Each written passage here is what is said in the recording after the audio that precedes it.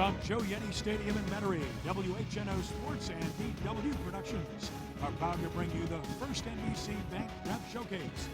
Tonight, it's a battle of unbeatens in District 9-5A as the Jesuit Blue Jays take on the Archbishop Rummel Raiders.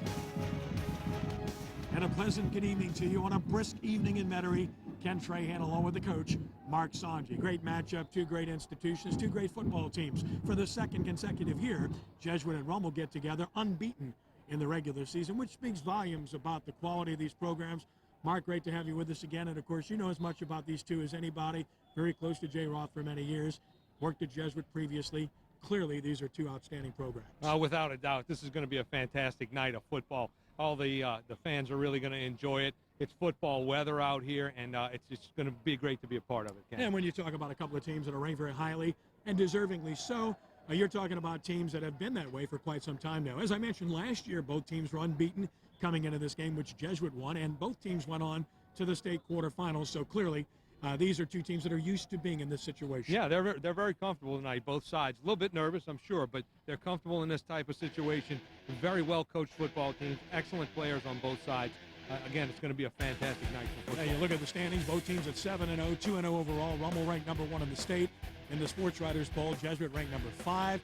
And at SportsNola.com, we have Jesuit number 3 and Rummel number 1 because we believe in the product that we see, as both of these teams have shown well, as I mentioned, for quite some time. And, of course, it all starts with the quarterback play, which is superb on both sides. For Rummel, it's Damian Williams. What a story.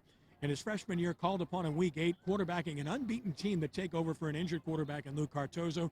All he did was lead him to the Superdome in the state championship game. A fantastic player, very talented individual, very mature kid, too. And, you know, you can go by the number of games that he's played in, but a very mature young man in other areas as well. He's the leader of this team. He's going to show you a lot of different football tonight, through the air, on the ground, and he's going to get him into the right place. Tanner Lee, in terms of mechanics and his ability to play fake and throw the football and throw a pure ball, is as good as you're going to see at this level. Absolutely. You know, you watch his mechanics. You watch him lead the football team. He throws long balls exceptionally well. He's, again, going to take control of this football team tonight, and hopefully he'll have some success. We're going to have a great game. Let's take a look at the keys to victory for tonight's contest. And first of all, we'll start with the Jesuit Blue Jays. And when you're talking about the difference in the two teams, tempo is everything. For Jesuit, they're the hare. They want to run as many plays as possible. They're very quick tempo, and they're very successful with that quick tempo of kind of keeping the defense from being able to substitute and keeping the defense off balance for what they're going to do. So, yeah, they've got to stay with that fast tempo. You mentioned Tanner Lee. Going along with Lee, he averages over 22 yards per completion. Yeah, I didn't really realize that, but it's something else. Of course, he's got some great receivers who do a very good job of running after the catch, but he throws a great catch of the ball. Facing a team in Rummel that's got terrific players, turnovers will be huge for Jesuit to create here this evening. Without a doubt, they need to keep the football. Rummel has will present a problem with really being able to drive, put together these 8, 9, 10-play drives, and then you've got to come back and score quick with it. For Rummel, it's the opposite tempo, and it's not meant to demean them at all. To the contrary, it's who they are, the tortoise tempo. They're going to take their time running plays. They're going to run right at you, and they're just going to challenge your manhood. I was telling Jay Roth earlier, he does a really good job of with his play calling, of kind of lulling the opponent to sleep, and then he'll hang one right over your head. So that tortoise-type tempo is a little bit deceiving. And then from Rummel's defensive perspective, don't bite. And that's all about not giving into the play fakes and allowing Jesuit receivers to get deep. They're not going to be able to allow these receivers to get behind them. They're going to have to play solid defense. And I tell you, with the film I've seen on these guys, they run really well to the football. So, like you said, don't bite, play your assignment football, and make Jesuit earn it. And then balance offensively for Rummel. Clearly, they've had that all season long, running and passing. They need it tonight. Yeah, they do. They have a really nice percentage of running and passing. They do a great job. He's my good friend. He's done a great job forever, and there won't be no exception tonight for sure. Heck of a football game, two great institutions with coaches who have immense respect for each other, which you'll find out in our Coaches Corner coming up very shortly. It's Rummel and Jesuit from Joe Yeti Stadium. We'll return in just a moment, and you'll hear from the coaches as we get set for a great football game here on WHNO Channel 20.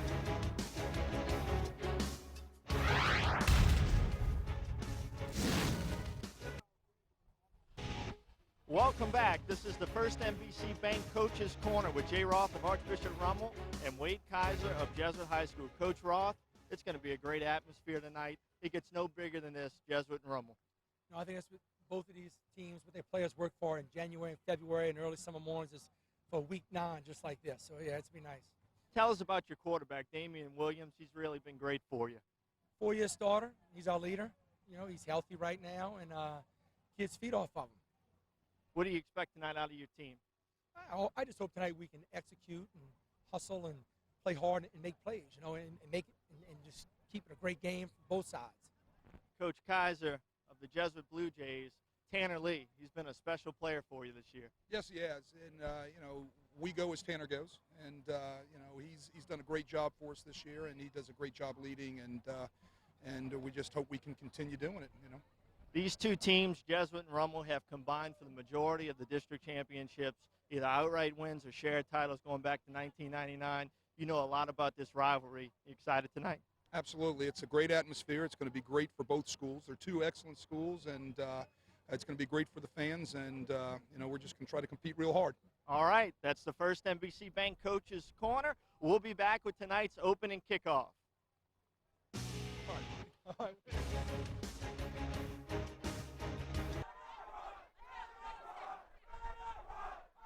Blue Jays taking the field on a very cool, crisp evening here at Joe Yenny Stadium in Metairie. Temperature at game time 56 degrees, and the wind is out of the north at 15, gusting to 22. Unbeaten football teams, Jesuit and Rummel, here tonight. And we expect a packed house. It's packed on the home side. It's filling in on the visitor side very well also here this evening. And captains are meeting at the center of the field. And I mentioned the weather. And tonight's weather is presented by the Vital Healthcare Group. And here with a complete update on tonight's weather is Danny Ream. Danny, good evening. Hey, Ken, it is finally football weather. It came for week 9, but at least it got here. It is definitely chilly out here, but a great atmosphere here at Joe Yenny Stadium. The fans are coming in. It's going to be a heck of a ball game tonight between the Blue Jays and the Raiders. This is what it's all about. Back up to you. All right, thanks very much, Danny Ream. Jesuit adorned in their white road uniforms, blue numerals, blue helmets, and blue pants. Rummel in their all red look with the exception of the helmets, the white helmet with the Columbia blue and scarlet red stripes, and the R familiar on that helmet with the red jerseys and pants. Jesuit is going to receive to start the ball game, but it's not necessarily the best thing because the wind is a significant factor here tonight. Rummel will kick off, and of course the Raiders will have the wind at their back in the first quarter. Mark, talk about how significant that is. Well, wind's going to be a serious concern, you know, and Rummel's doing the right thing here by deferring, letting Jesuit fool with the wind right away, and you know, hopefully get Jesuit out and able to punt pretty early here, but we're going to see. Going to see what happens. Zach Millett will tee it up for Rummel to get it started as we look at the Raiders sideline, the number 1 team in the state of Louisiana. Dante Fly will be in the deep position for Jesuit, flanked by Mitchell Alexander on one side and by Malcolm Bent on the other. So glad you've joined us tonight. Great setting for high school football. 2 great institutions ready to get it on the gridiron one more time. The senior Zach Millett puts it in play. We're underway, and he hammers this one in with the wind deep into the end zone for a touchback. So Jesuit will put it in play. 1st and 10 from their own 20-yard line. As Dante Fly will be on the fly tonight at receiver for the Blue Jays. Heads with the ball in hands toward the sideline, and the Jesuit offense ready to take to the field. Let's take a look at the Jesuit offensive players to watch. Brought to you by Quick Nutrition. Tanner Lee, 6'4", 195, the senior. He's completed 61% of his passes, averaging over 22 yards per completion, and remarkably, 21 touchdowns and no interceptions. I formation lined up behind him, and Kalen Menard will dot the I. Receivers to either side. Strong side right for Jesuit. 4-man front for Rummel on 1st down off the play fake. Lee wants to throw. Pump fakes, goes deep. He has a man open, wide open, caught. 50, 45, 40, 35, 30, 25, 20, 15, 10, 5. First play of the game, touchdown Jesuit. Off of the play fake. They bit, it worked. One of our keys, it's Matthew Hackney, 80 yards and a touchdown just like that. Boy, I tell you, when you walk coming into this game thinking you've got them backed up because of the wind, they go ahead and take a shot deep on an out and up. Perfectly thrown ball by Tanner Lee. He waited till it popped open, set his feet, fired a good one. Hackney took it in the rest of the way. Blue Jays are starting off with a giant bang here. Well, I think we talked about that key in the open, and clearly it's there, and Rummel bid right away. And I think you're right. I don't know that they felt like into the wind he'd throw the ball that far. And he put it right on the money, too. Couldn't throw it any better. And Hackney has done it all season long, and he comes through again here with another terrific play. There's a flag down on the extra point attempt. And coaches are going to discuss it. They're talking to Wade Kaiser on the Jesuit sideline. Hackney, his 24th catch of the year, his 8th touchdown reception. One play into the game, Jesuit is struck for a 7-0 lead. Offsides against Rummel declined. Jesuit wants to keep it where it is to kick the extra point here. And, of course, Crew Jacobs, the freshman, will try to do that out of the hold of Hackney. And let's see how Crew deals with this wind here. Even though it's an extra point, he's got it right in his face. Good pass from center. Ball spotted. Nice kick by Jacobs. He's got it through there. So 11:46 to play first quarter. Just 14 seconds in, and Jesuit leads Rummel by the score of 7-0. This is what Jesuit has been doing all season long. Yeah, you know, I really wouldn't have thought that would be the first call, but they stuck with it. It was obviously something they saw on film. And, you know, based on the Shaw game earlier in the year, I hate to keep bringing that up, but they were really adept with the out-and-up routes, putting it on the money, getting behind the cornerbacks there. And no change here. They're going to the air with it. Not much of a drive, as you saw. It took just one play in 14 seconds for Jesuit to get on the board first against a Rummel defense that hadn't given up a point in 3 weeks. So that's changed right away. I tell you, yeah, so they're behind. This is unfamiliar territory for them for sure. And but you know, both teams, like we said in the pregame show, are really used to this kind of an atmosphere right here. Rummel, no doubt, is going to come right back, and they're going to probably throw with the wind a little bit. But again, when you've got the wind at your back and you're throwing it, that also will affect the trajectory of the football. Last year's game, which Jesuit won 42-21, this was the situation. Jesuit scored, went up 7-0. They kicked off into the wind. Rummel did not field the ball. Jesuit recovered, scored, went up 14-0, and that really was the game right there. Yeah. It was pretty even the rest of the way. Yeah, you know, and I'm really interested to see what's going to happen right here. Jesuit does a good job of really spot kicking the ball, putting it into an end or a dead area that's hard to field, and this is a great opportunity to do it here into the wind. Joseph Eustace to kick it off. And again, the Rummel deep men are standing at about the 15-yard line, and that's probably a bit generous, as this kick is not going to get anywhere near there. It's right in the middle. As we talked about, Ethan Carter made a nice catch, and he'll get outside the 30 to about the 33-yard line.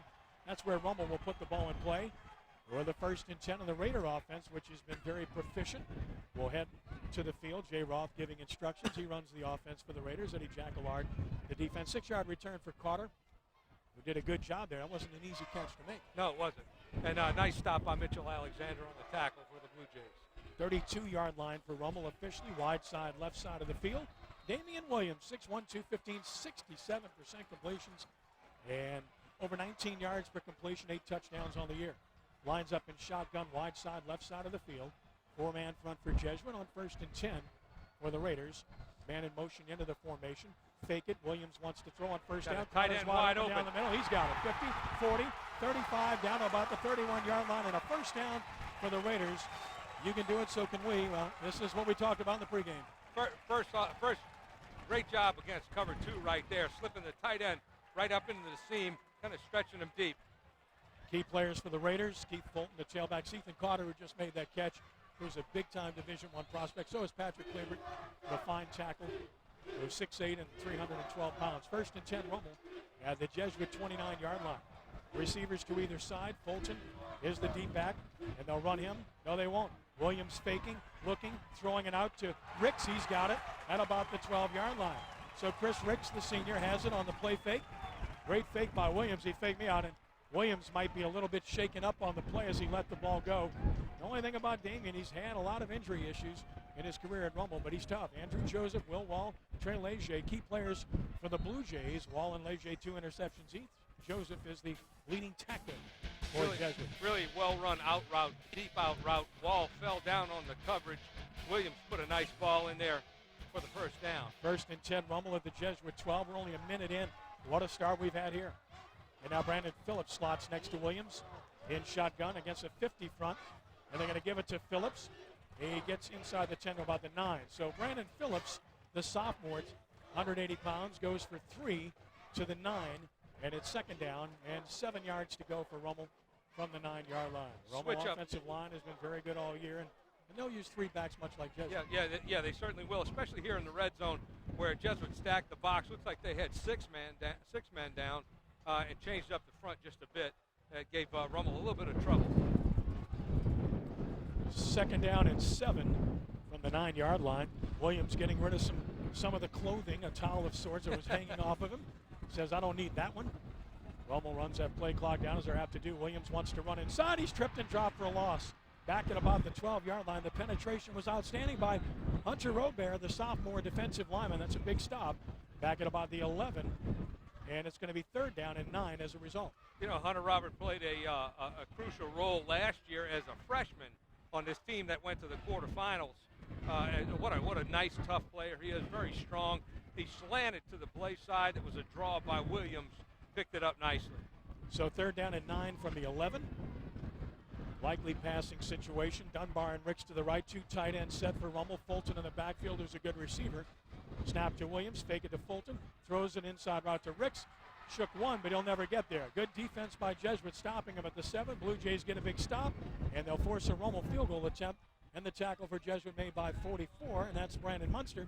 So Munster makes the stop, and the Blue Jays get a stop, and they'll force a field goal attempt by the Raiders. Great penetration by the Jesuit defensive front right there. 2-3 got through and forced the throw to be a little bit quick from Damian Williams.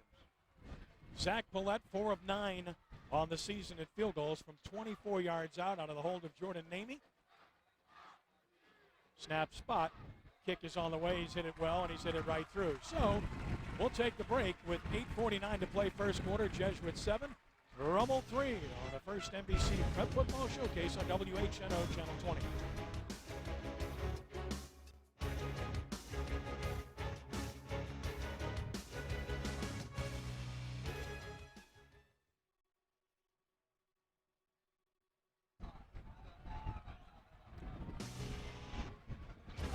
Nice job by the Raiders to answer Jesuit's score. They could not put it in the end zone. Give Jesuit the credit there for getting a stop in the red zone and holding the Raiders to 3. Zach Paulette with his 5th field goal of the season will tee it up to kick it off. And again, Jesuit will have Dante Fly deep to receive. But if Paulette hits it square, he'll probably get it into the end zone with this wind at his back. And he does just that. So Last forget one about almost it. went out, and it's about 8 yards deep there. So Jesuit will start from its own 20. The Blue Jays have snapped it once, and they have 7 points. And talked about in the pregame, Rummel's very good in the secondary. But, again, the play fakes of you can coach it all week long and tell them over and over again. And still, in real time, it's a different situation. And you can't bite. You've got to sit. You've got to sit on those receivers for a long time. As we said before, Tanner Lee's very good with his feet, so he can extend his time a little bit back there and get some guys open. Menard, Alexander Creel, key players for the Blue Jays. All good on first down. Run it with Menard, cuts back, finds a little bit of a hole, and fights forward for 5, 6, 7, maybe 8 yards. And if Jesuit can run the ball on Rummel, that's going to be huge because very few people have done that, if any, this year. Yeah, and nothing fancy so far by the Raiders. Of course, that was only the second play, but I'm used to seeing them slant and stem a lot. Matthew Kennedy and Michael Kennedy, the brothers, have been tremendous. Terrence Jones all over the field, typically speaking. Gain of 7, 2nd and 3. Off the fake Lee. Under pressure from Jones. Jones got him. He's down. Terrence Jones with the blitz, and he's quite an X factor for the Raiders, isn't he? He's the one that I've got my eye on. Just watching the film on him leading up to this ball game. He is all over the place. They do a lot with him. He's a special football player, and you never know where he's coming from. He always stays after the play here. Coming in late right there. There he is. Got Lee by the ankles, and Jesuit's in the hurry up again. 3rd and 5, stretch play. Menard stacked up. Maybe a yard. Rummel is held. And guess who? Terrence Jones to make the stop. He's been bothered by a calf injury the past few weeks. Looks to be moving pretty well thus far. Yeah, nothing wrong with his play so far. And any injury that he's got is certainly not showing up right now, forcing the Blue Jays into a punting situation into the wind. Yeah, this is really where this game could well be decided. The kicking game into the wind on both sides. First things first, you've got to kick the ball low, Mark. You just can't get it airborne. You can't let it hang up there. It'll just sit and drop. And you can see the Rummel. I'm trying to get a number on who's returning this. That's Josh Franklin. Josh Franklin is kind of tight to the line of scrimmage. Charles Graham, a beautiful punt into the wind. Fair catch call for. And he dropped the ball. And Jesuit is recovered, I believe. Franklin dropped the ball, and the Blue Jays recover the first big turnover of the game. And Jesuit has it on the fumble punt recovered by Colby Semino, the junior, at the Rummel 46-yard line. A 37-yard punt into the wind. That was a terrific That's exceptional. It really is exceptional. got hung up there in the wind. You can see here, there it goes. It's going to get hung up, and I think it might have taken a little bit of a wobble at the very end, and it looked like he was fair catching it, and I guess he did, just couldn't get a handle on it. Jesuit at the Rummel 46 in great shape, and Lee is in shotgun on 1st and 10 with a 3-receiver set. He'll run it to the right, shook one tackle, and a gain of maybe 3 or 4 yards on the play, and a good job on the carry for the Blue Jays by Bennett Skiro. He's probably the toughest runner Jesuit has. He sure is. Doesn't have the greatest speed.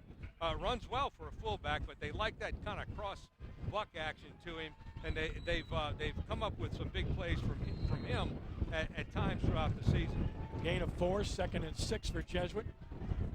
It's fly in motion across the formation. Lee.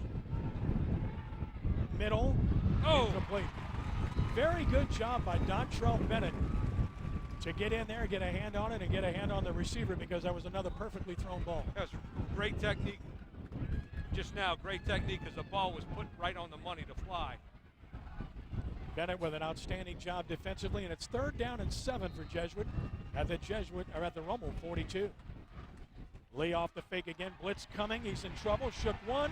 Looks and throws. Incomplete. Well, the pressure was hard, and if you want to stop Lee, that's how you do it. And, they haven't, the Blue Jays and Lee have not had to face too much pressure this year. There hasn't been.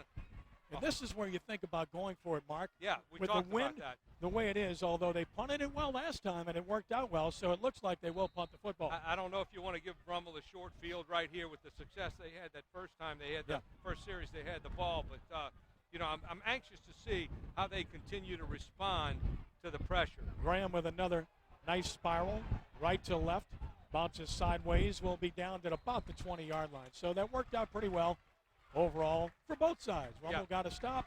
Jesuit pins Rummel back a bit with 6:14 to play in the first quarter. 7-3, Jesuit will take the timeout. This is the first NBC Prep Football Showcase on WHNO Channel 20.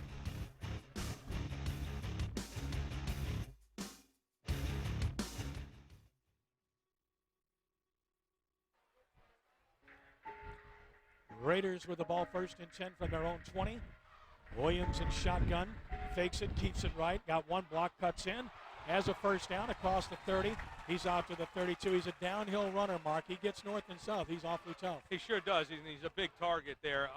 That was just a counter play back here to the short side of the field. Jay likes that a lot.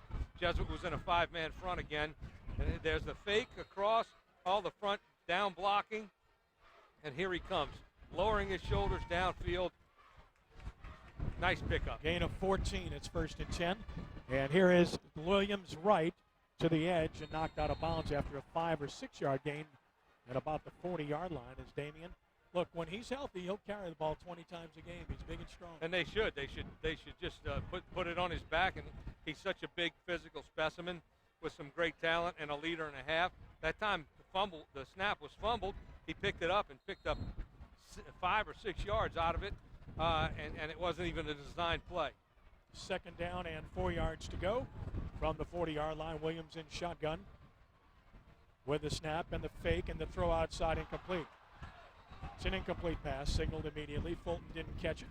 Tried to get him in isolation out there, but it wasn't real good spacing on that play. No, there wasn't. And they're trying to stay away from this Jesuit defensive front, which could cause a lot of problems for them with all the movement that we've talked about week after week.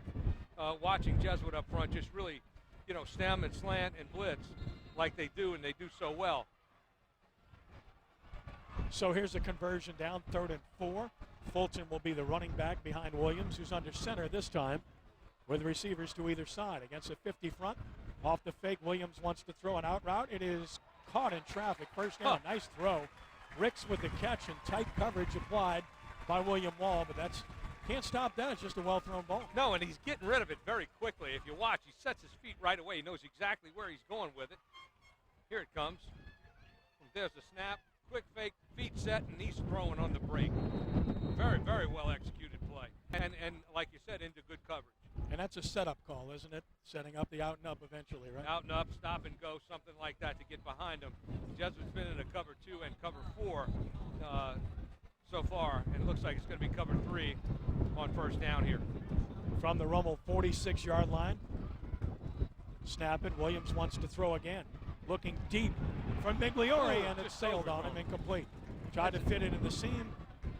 And again, when you're throwing into the wind, it's not easy to place this ball. No, that's what we referred to earlier. Sometimes you get that wind behind you, and a normally thrown ball just kind of takes off out of your hand, and boy, you had him wide open there. Would have been a great big gain for the Raiders. Second down and 10 yards to go. Two quarterbacks that clearly have the arms to throw the ball in these without conditions. a doubt. But really, you're watching two very talented football players, two very talented quarterbacks here tonight. This is a special treat for everybody.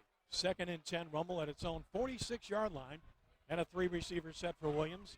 Takes the snap, fakes it, wants to throw, and does, and the traffic Dunbar somehow caught it and fights forward to about the 48-yard line. And this play was very well diagnosed by Trey Leger, but give Dunbar a lot of credit. He's a good athlete and made a good play. Sure, it looks like they were going to try to block with the widest receiver, and he just didn't get there on time because Leger read it right away. Really good coaching there. Yeah, that's no doubt. That's the defender reading it well, not a missed block by any stretch. Third down, 4 yards to go at the Jesuit 48 for the Raiders. Counter play to the right, and that's going to be a big play. Fulton 40, 35-30, he may go. 25-20, touchdown, saving tackle at about the 13-yard line. Keith Fulton Rummels, big for 35 yards, it appears, and a first down for the Raiders. Tackle made by Colby Semino, well executed. Really good call by the Raiders here, especially catching Jesuit slanting to the field and coming back here to the short side. The offensive staff for Rummel does a really good job of scouting these guys ahead of time. And again, a great touchdown-saving trip up, I guess you could say right there. Rummel threatening right now. At the Jesuit 13, they've been here before. Jesuit stiffened last time around. First and 10 at the Jesuit 13. Shotgun Williams, the snap, wants to run it. Got a good lead block. He's at the 10. He's knocked out of bounds at about the 5 by Leger. Maybe inside the 5. Looks like it'll be at about the 4. That's a gain of 9. And it will be 2nd and 1 for Rummel. And they're starting to find something up front. Their offensive line has been very good. They're very good. They're going out of a two tight end set here, and they're really picking on the short side of the field. Why, I don't know. I guess they really probably believe that Jesuit runs fairly well on defense and wants to kind of take the attack to that short side. Second down, a yard to go. Rummel at the Jesuit 4-yard line, threatening to take the lead for the first time. Williams glances over to the sideline. Gets the call he wants. He'll line up under center with Fulton behind him. Maddox the up back. Snap it. Go to Fulton running left. Cuts it in. And he looks to have the first down. It'll be first and goal for Rummel at about the 1-yard line. Fulton is a very shifty back. Good player. 2 sports star basketball player as well. And a good one for the Raiders. And a very good receiver out of the backfield. Lowers his shoulders here real well. This is just a power play to the left side, the wide side of the field here. And Blue Jays are in man coverage there all the way with a 5-man front. This will be the 11th play of the drive for the Raiders. That's what they love. First and goal from the Long Jesuit drive. 1. Brandon Phillips, the deep back, and Rummel moved offensively. That's so you what go it from the costs. 1 to the 6, and that's a big difference. As Ethan Carter was premature. Well, And so far, the mistakes have been on the Rummel side. Yeah, they have, and we talked about this ahead of time with several people up here in the box. Easton Roth included, Jay's dad said we talked about this earlier about stupid penalties and turnovers. That's what's going to kill them here. But they're on a roll right now. They'll shake this off. First and goal from the 6. Eddie Allamore, the referee. Yards not easy to come by in this neck of the woods. So now it's first and goal from the 6 under 5 minutes to play in the first quarter. 7-3 Jesuit on top. Williams again looking over toward the sideline. Gets what he wants. Maddox the up back in a 2 tight end set once more. Snap it. Williams wants to run himself. Cuts back nicely and he'll score. Touchdown Rummel. And he just set it up. He let the blocks develop and the blocking was superb. Exactly. Down blocks on the front side. Nothing more than a snap to the quarterback, a little jab step right to the short side of the field over that big offensive line. And Jesuit had a 5-man front with a little bit of a tilt to the side that it was called to. So Rummel with taking the lead right here. Zach Paulette for the extra point out of the hold of Jordan Naney. And Paulette has put it up and put it through. So We've got a flag here. 4:16 to play in the first quarter. Looks like a 10-7 game, but there is a flag in the end zone on the play. Unusual place to see a flag on an extra point attempt. let's get the call. They're going to call an illegal procedure penalty against Rummel. Not sure what it was. Didn't see any movement at all. Shouldn't make much of a difference here, though, with the wind to their back. And let's make a note that Namey is the backup quarterback here. So I know Jay's got some things up his sleeves with regard to tricks here. We may see something later on like that where if he needs to pull that out. And with Rummel winning by convincing margins this year, Jordan Namey's played a lot. He started the first game of the year against Slidell when Williams was hurt, and he's seen a lot of playing time and is the heir apparent as a junior. So Paulette now from 25 yards to try to make it a 3-point lead for the Raiders. And he has knocked this one through once more. So with 4:16 to play in the first quarter, Rummel on top of Jesuit by the score of 10-7 as the Rummel students a little bit braver than I would be here tonight. Ought to be young again, yeah. Please. Tonight's game is brought to you by Helm Paint and Decorating, your local paint store with 6 locations in southeast Louisiana. Let Helm's home team steer you in the right direction. And for all the latest news on high school, college, and pro sports in Louisiana, be sure to visit SportsNola.com. Sports Nola features a team of area writers offering unique opinions. Plus, catch our first NBC video updates. It's all at SportsNola.com, best site on the web. Very impressive drive for the Raiders. And their sideline pretty happy right now. A little bit pensive after the start they had, but feeling a little bit better about things right now. Up 10-7 with 4:16 to play. In the first quarter, that was a patented Rummel drive right there, Mike. Yeah, I think it was about 13 plays it ended up being. And yet Rummel with the 2 big mistakes so far, the penalty and the dropped punt return. This kickoff he didn't hit as well, but the wind will carry it into the end zone nonetheless. And a touchback. And keep in mind that Jesuit's playing into the wind here in the first quarter. And the real feel for this game is you want to try to play as even as possible when you're into the wind, and you want to win when you have the wind at your back. Exactly. And so far, though, into the wind, really impressive. Well, Lee's thrown the ball well, wind or no wind. Ditto for Damian Williams. Charles Jackson, their speediest back, is in the backfield for Jesuit on 1st and 10 from the 20. And they're going to fake it and roll right. Lee looks, throws on a drag route, caught at the 20, 25, and out to about the 28 is Skiro. Michael Kennedy drags him down, but nice design play and a gain of about 8. And that's a nice adjustment to the pressure that they were getting on the plus side of the field a minute ago by the Raider defense. They didn't react too well to that, so sprint the quarterback out. Bootleg type action. That'll give your quarterback a little bit more time. Nice grab by Skiro there in the flat. 2nd down and a short 2 from the 28. Run it inside. Big hit, but it looks to be a 1st down nonetheless. Stood him up. Jackson's not very big, but he's fast. Yeah, he sure is. He's the fastest of the 3 backs that they run. Runs low to the ground as well, and gives them that little extra step that they're going to need. But he got pounded there just now by that Rummel front. Just wasn't enough to stop him. Wind howling here in Metairie. 1st and 10. Blue Jays move the chains at their own 31. Twin receivers left, I formation behind Lee. Snap it, play fake, and roll out. And incomplete. That ball is the first one that hung up a little bit, but Lee was moving and he got hit on the play as he was delivering. Looked like Delshon Moses that got there for Rummel. Herman Thomas, actually. That was Herman Thomas, the junior, that got there and delivered a hit. Here's the fake and the rollout. A little bit of pressure to Lee right there. Maybe threw the throw off a little bit. Not as easy rolling left for a right-handed quarterback. No. 2nd and 10 from the 31-yard line. And a counter play right. And a big hit delivered by Josh Franklin. He just blew up Jackson there. Franklin, he had the fumble earlier, but he is a terrific football player. He runs as well as anybody on the field tonight. And this is a guy playing linebacker who's like 5'6", but he just flies to the football. Yeah, exactly. He's got a nose for the football. He runs so well. He plays that defense very well. They're very comfortable in their scheme. You know, what I haven't seen them do is disguise anything up to this point, and that's been their staple all year. 3rd down and 9. Jesuit at their 32. Lee, shotgun to throw under pressure. He's hit. He got it off, incomplete.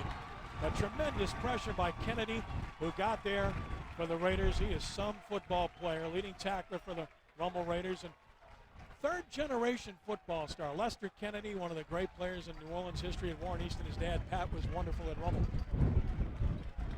You know, and I talked about this before.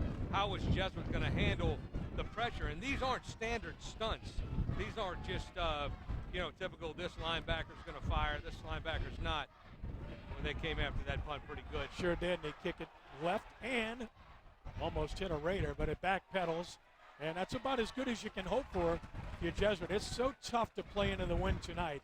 And I got to tell you, I give a lot of credit to their punter, Charles Graham. He's done an excellent job. I know numerically that's not going to look like a good punt, but that was a heck of a punt. No, it was, but you're seeing the wind play a factor right here. He might have gotten under that a little bit too much, and it really got caught up there about press box level.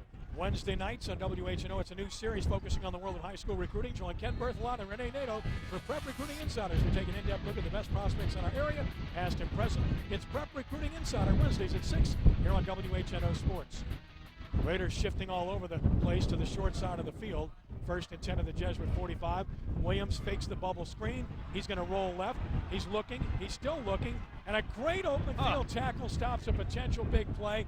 What an outstanding play by William Wall to get Williams in the backfield for a loss of 2. And if he doesn't make that play, that's big trouble for Jesuit. Exactly, and they put the Twins into the boundary. Watch Wall come up right here and make a sure tackle. It's really good against a very gifted athlete here in Williams.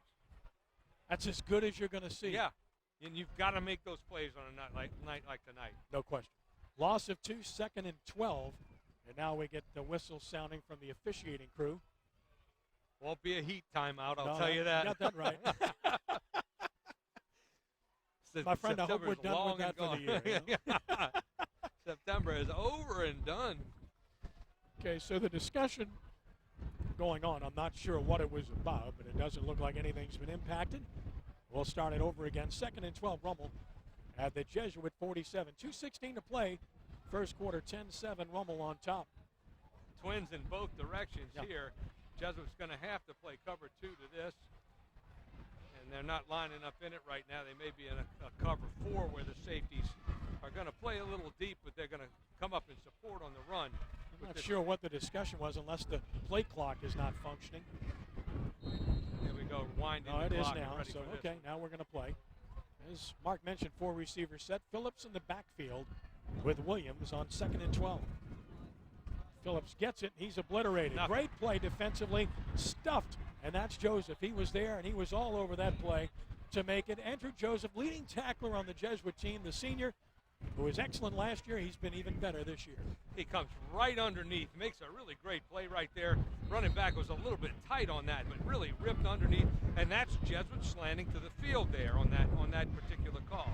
That's their strength. Tough to deal with. Yeah, absolutely. Especially if you're man blocking folks up front. If you're zoning, it's a little bit of a different story. 3rd down and 13 at the Jesuit 48.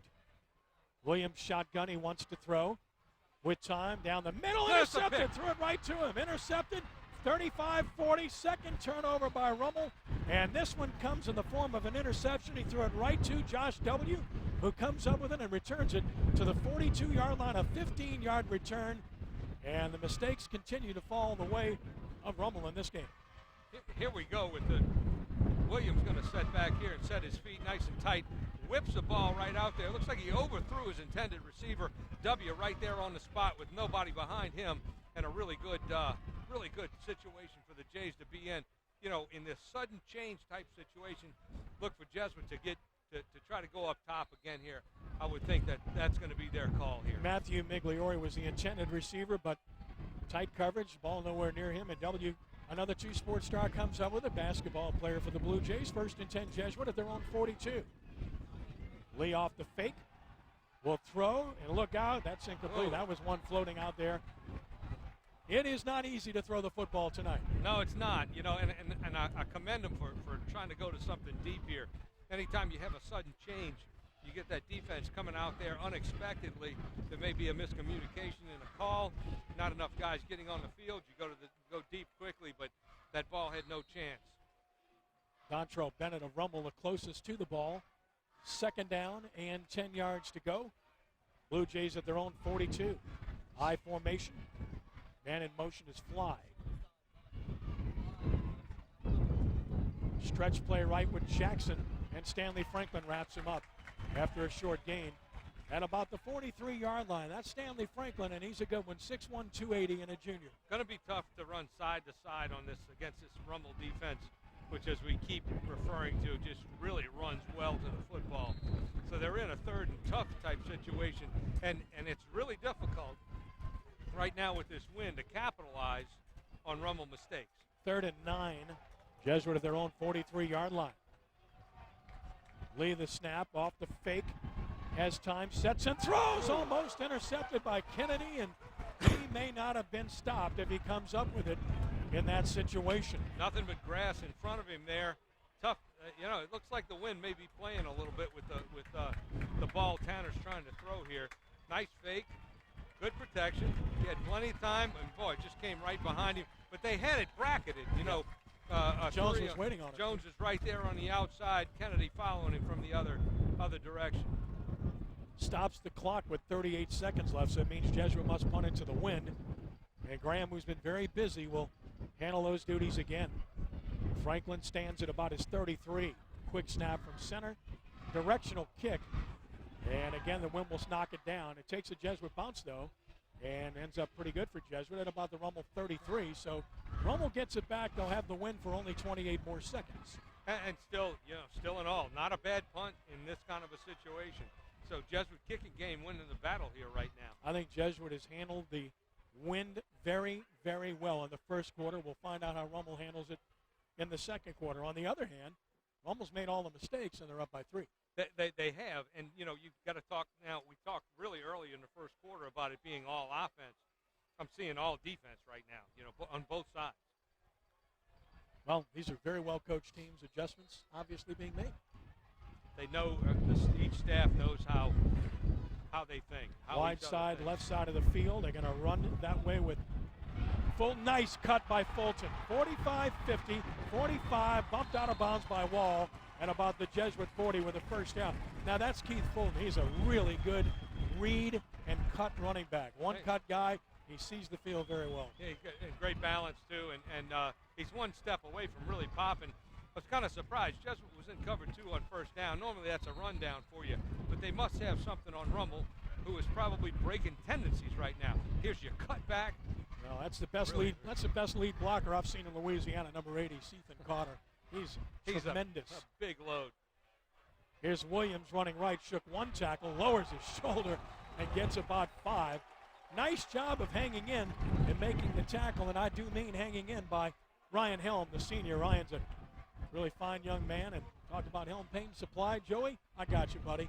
As the first quarter is coming to a close here at Joe Yenny Stadium with our score, Rummel 10, Jesuit 7, on the first NBC Prep Football Showcase.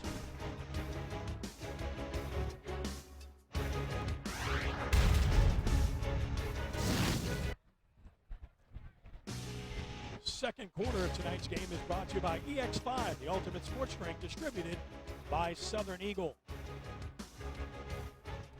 And the first NBC Bank Prep Showcase returns this Sunday as the San Momo Raiders take on the Brother Martin Crusaders in another District 9-5A game. Catch all the action on our tape-delayed broadcast this Sunday at 1 p.m. on WHNO Sports.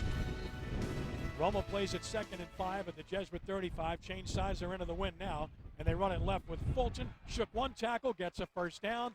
Nice cut by Fulton again, and a very good block by Nathan Bro of the Raiders helps spring him for about 7 and a first down. Rummel is the better pure running team, so they would seem to be better equipped to deal with playing into the wind. Got more weapons, as a running team. They're really big up front. The backs are pretty good size. Really great lead blocker, as you mentioned a second ago. And Jesuit, even in a 5-man front right there, couldn't stop that. Total yards in the first quarter, 171 Jesuit, 107 Rummel. A lot of that yardage for Jesuit on that first play of the game. Just like last week. Very much so. 1st and 10 Rummel at the Jesuit 28, Williams in shotgun. They'll just run it to the right. Got a good lead block. It's a seal block, 25, and a really good tackle in the open field. Will keep him to a short game. Ball came out. Looked like he was down already on the play. If forward progress was stopped. Should have been down. Yeah, he was. The play was over. But that's a good job of closing by the Jesuit defense on a play that looked pretty good initially. Could have popped, and a credit to the Jesuit defense. They run well also. Rummel in this ace formation, which is too tight, too wide. Here he comes. There's the crackback block. And nice tackle by Leger. Yeah, he just stayed with it, broke him down. 2nd and 7, counterplay right with Fulton, got a block. He looks to make a cut. He's to the 20, and Leger drives him out of bounds just inside the 20. It's going to be about 3rd and 2 for the Raiders from that point. Again, just keep an eye on Sethan Carter. He's an incredible blocker. Well, they put him in that sniffer. We call it a sniffer formation, where he lines up pretty close to the line of scrimmage, and he's acting as a kickout blocker. However, on the first snap Rummel had in the game, he caught that nice ball up the seam against the cover 2. He'll line up as a tight end frequently as well. Rummel's 0 for 3 on 3rd down in this game. Carter is tucked in left, Castillo right. 2 tight end set, 3rd and 2 from the 20. Williams figures to run it here, doesn't he? He will. There he goes. And he'll get the first down and more across the 15 to the 14. Just power football. Rummel's starting to win up front a bit, aren't they? They are, and they're in that ace formation. And with that ace formation, 2 tights, 2 wides, what that does is, from a defensive standpoint, it forces you to balance up. Nice lead block there, about 55. That's Nathan Bro. Really good player. It forces you to balance up your front on defense, and then you can kind of dictate your strong side, your weak side, where you want to go. And this is going to be, 7th play of the drive. These have been all running plays, as you might imagine, into the win. 1st and 10 from the 14. Running with Phillips. Phillips broke a tackle inside the 10, fights his way to about the 8. He's the biggest back, and he's got a great future as a sophomore, 180 and gaining. And he runs strong, and he did so there and gets it down to the 8, a gain of about 6, 2nd down and 4. You know, a couple of things on this. You're watching. What's really impressive by the Rummel running backs and Damian Williams as well, is that a lot of their yards are coming after that first hit. Now, I know both teams are in excellent physical condition and have excellent strength. So that just goes to show you, what a powerful backfield Rummel's got here. 2nd and 4 from the Jesuit 8. Williams the snap. He'll run it. Cuts back at the 5, and he gets down inside the 5. Looks to have the first down at about the 4. Like a rented mule. You run him until you can't run him anymore. Well, this is the big concern for Jesuit. This is Rummel's pace. Long drives. They might be starting to wear them down a little bit on the front side. Yeah, and they're keeping the other really important thing is, watch him lower his shoulder here. Boom. Boom. It falls forward. He's got such a long body. But it's keeping Tanner Lee and company off the field, which is another huge problem. 1st and goal from the 3-yard line. Fulton is the single running back. Maddox is slotted up next to Williams, who's under center. They usually run to the fullback side. Jesuit stacks that side. They run that side. They cut back. Fulton to the 2 to the 1 and bent backwards. So Jesuit giving ground grudgingly here as he's down to about the 1-yard line. I mentioned that wherever the fullback slotted, they usually run that way. Yeah, they sure do. There's no secret there. Nicely played, though, by the Jesuit defensive front. The linebacker coming off the corner wrong-armed it and forced it to kind of bounce to allow those linebackers to catch up to it. Unfortunately for Jesuit, though, you don't have much field to work with here. It's really at about the 1.5, just inside the 2. We're going to call it 2nd and goal from the 2. Dunbar, the lone receiver, to the right. Phillips, the deep back this time. It is at the 2 on 2nd and goal. Williams. Somebody flinched. That's going to be a penalty. That's false start. Another one on Rummel. So again in the red zone, they hurt themselves. And just when it looks like they're establishing superiority in this game, they hurt themselves. And it drives you crazy as a football coach, I'll tell you that. And you're shooting yourself in the foot against a fine football team. It's going to cost you. If this ends up being a field goal, that's costly. Well, field goal is going to be very tough in these conditions at this end of the field. That's why it's even more important. So if you're Rummel, you're not throwing it. You're thinking 3 downs to score here. Here's your flinch. I believe it's a left guard. Yeah, Jesuit jumped as well. That could have gone the other way, but the call against Rummel. Here's Williams. He's got a man open. Touchdown. Great call. Perfectly executed. Keith Fulton leaking out of the backfield. That's just a good call and good execution. Great call, and there was a bust by the Jesuit defense. Somebody's got that flat defender. They may have sold out and just sent everyone off the corner because Rummel's been running it so much just right off the side there. But, uncovered man. We'll see if we can get a look at really where it came from. Williams waited for him to clear to set his feet to let it go. He had him from the get-go. Actually, he probably could have run it in also. Here's Paulette for the extra point, and it blocked. is blocked. Blocked by Jesuit, so Blue Jays got great penetration, and we'll see if that figures anywhere down the road.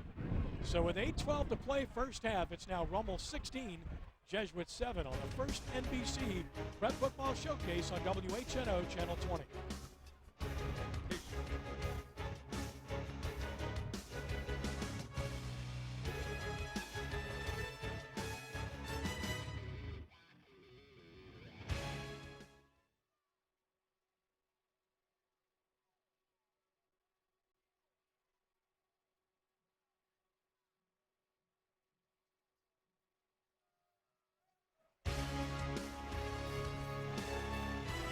J. Roth walks the sidelines. Well, you know he's happy to be up by 9, but knowing J. Roth, he's not happy right now because he does not like the mistakes. And look at him lecturing his young team. He doesn't like his extra point being blocked either. Looked like an outside guy that got there. He's coaching it right now. He's in that position to step down and make the corner just a little bit wider. Now watch the field position off the kickoff here into the wind. Well, that wisely hits it low. That's intelligent. Bounces around, picked up at the 14 by Fly, and he put a knee down. He should have been down. His knee was down on the field. He should have been ruled down. They finally say it. That's dangerous. You can't let him keep playing. No. Unless it was like one of those Joe Morgan type catches last week with the Saints where it looked like his knee was down, but acrobatic to say the least.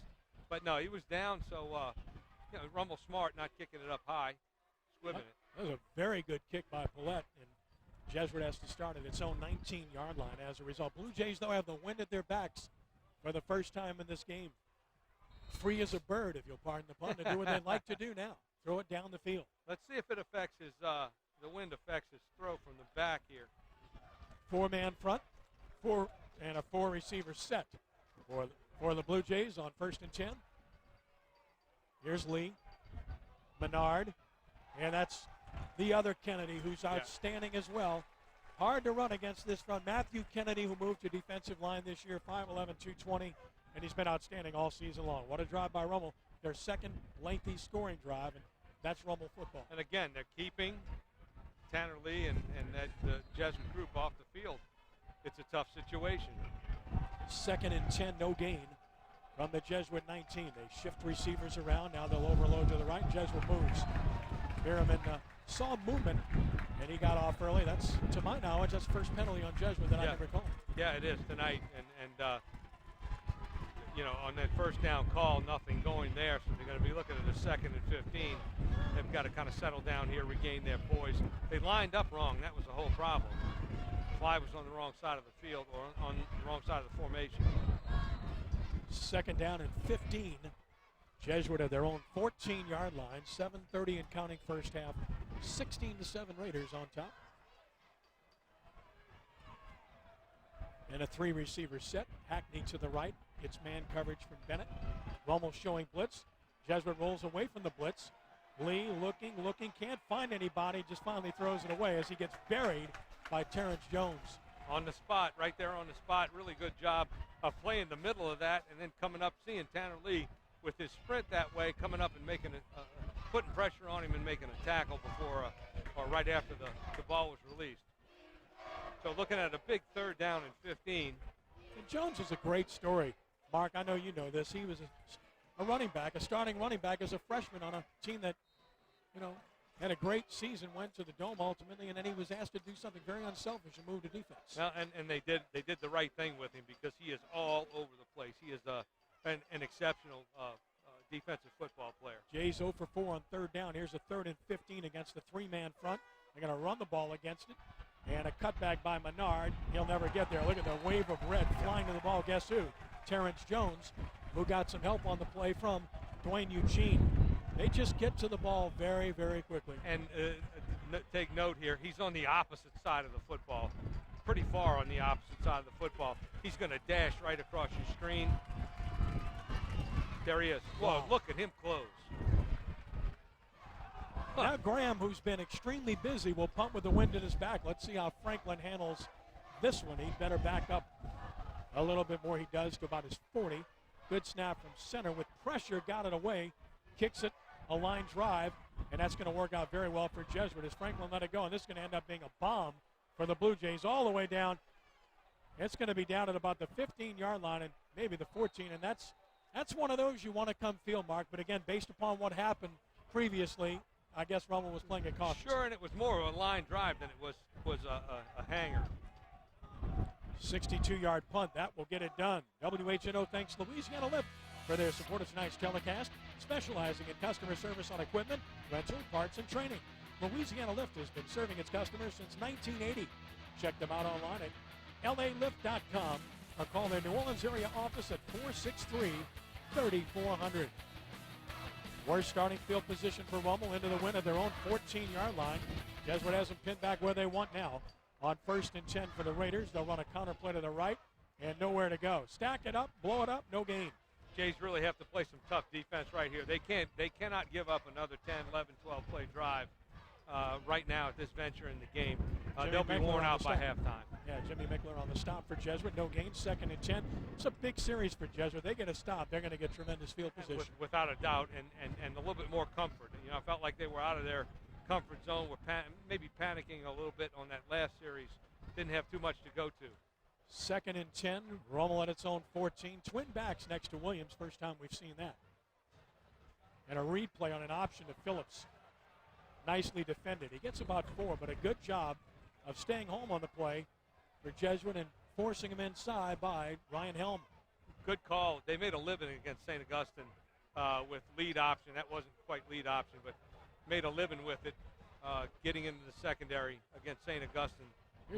No stranger here. Here's an interesting stat as we watch the option play. Well executed by Rummel. Just gets 5 yards. Well played by Jesuit. And there's Joseph on the backside to get there.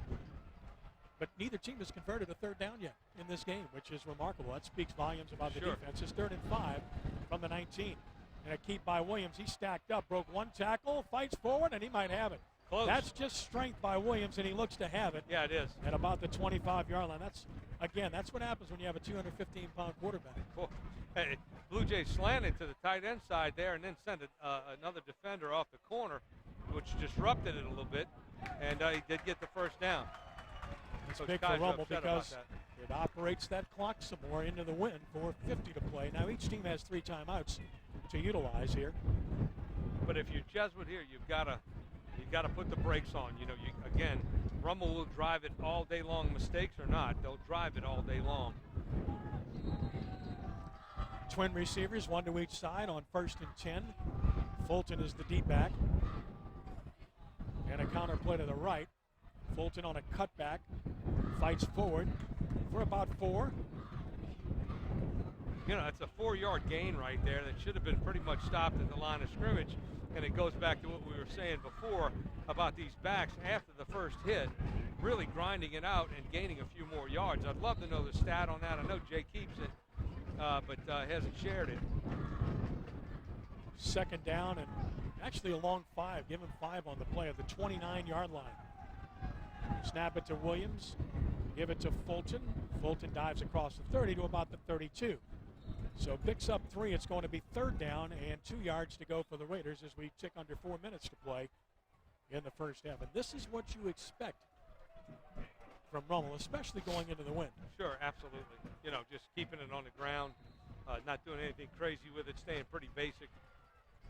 Good stop by the Jesuit front right there. Tonight's Fact of the Game is brought to you by Academic Dermatology Associates, located near Lakeside Mall in Metairie. This year marks the first time Rummel has been ranked number 1 in the state polls. Have been for several weeks now.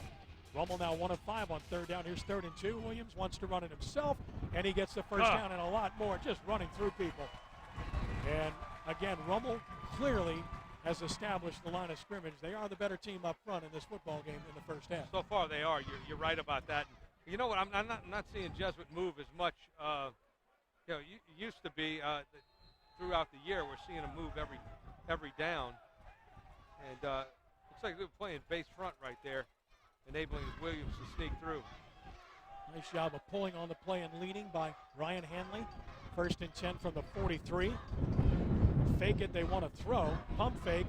He's going to gun it for all he's worth, and Ricks got bumped off the route. Now he gets knocked down. That's an obvious flag. And that simply wasn't necessary because the play wasn't going to happen, but it was a clear. infraction against Jesuit. Ricks gets knocked down by William Wall, and that's going to cost Jesuit 15 yards. That ball was headed straight for the canal over there. It was thrown so far. Did you see how far he threw that ball? Yeah, he chunked it. He really chunked it, and that's, again, into the wind. And this looks like an accident, this contact. No, it's not. No. No, he popped him pretty good. He didn't know where the ball was, I'm Right. sure. That's the only explanation. Gave him a nice stiff arm to the chest, and that'll cost him 15. Right. So we wait for the line of scrimmage to be finalized here. They mark it off. Under 3 minutes to play in the half. 16-7 Rummel on top of Jesuit. Ken Trahan, Mark Sanji, Danny Ream with you from Joe Yenny Stadium. Watch for Rummel. Jay Roth and his staff, they've always done a great job of this, of taking this final 2 minutes and 59 seconds and keeping the ball and putting some points on the board. From the Blue Jays 41 against a 50 front this time. Counter play right with Phillips. Good lead block and a good stop by Jesuit. The flag comes down late behind the play for holding. It'll be the first holding call against Rummel, but yet another penalty, and that comes behind the play. Yeah. That's going to cost them. Again, you know, they're going to keep the ball longer here. It's still going to cost them, but may have to bring up a throwing situation. Right now would be a good time to do it if you're going to throw. Phillips comes limping toward the sideline, favoring his right leg. He missed a game 2 weeks ago with a right leg contusion. And He's again, a little their banged biggest up, back. but I tell you what, he lowers his shoulders and runs pretty hard. Got some nice speed to him and some nice vision. All the way back to the Rummel 46-yard line on the penalty. So this was a spot foul, so this is a huge one. This will be a screen here. So This is first down from the 46. 23 yards to go. Williams wants to run a draw and does. Got a good block. Cuts in. 50, 45. That's a good play for Rummel. To the Jesuit 44-yard line. Picks 10 of those yards up. Got a lot of it back. Yeah, Rummel, the Blue Jay defense was expecting a pass there. I thought a screen would have been a good call right there, but Damian Williams pulling it down is an even better call. Good look at Leger, and let's take a look at the Ultimate Student Athletes, brought to you by the Chad Barcia Foundation.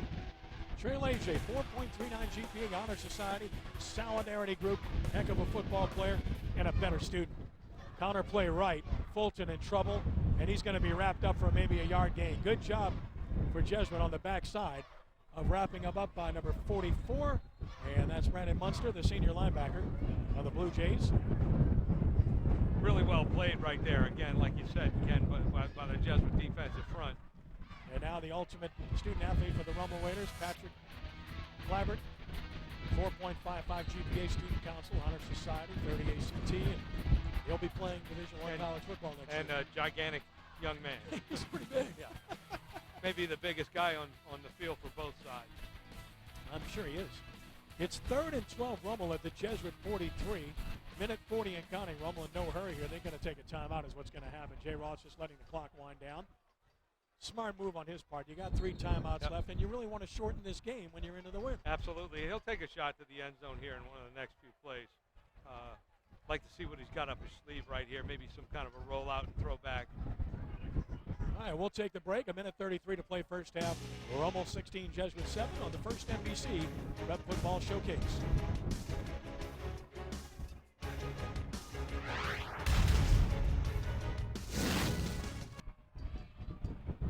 Third and 12, Rummel at the Jesuit 43. Minute 33 to play in the half. Keith Fulton, by the way, 15 carries, 57 yards, and a touchdown for the Raiders. This is the 10th play of the drive. All runs, remember, they started at their own 14. It's a helpless feeling if you're a Blue Jay offensive coach to not be able to have the ball in your hands. Williams wants to throw and does to Fulton.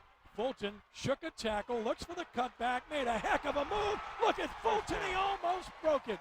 Down to the 20-yard line and a first down. He is a really good football player. Gifted player. Look at watch him. His swivel hips and everything. And, you know, they're just rotating these backs in and out.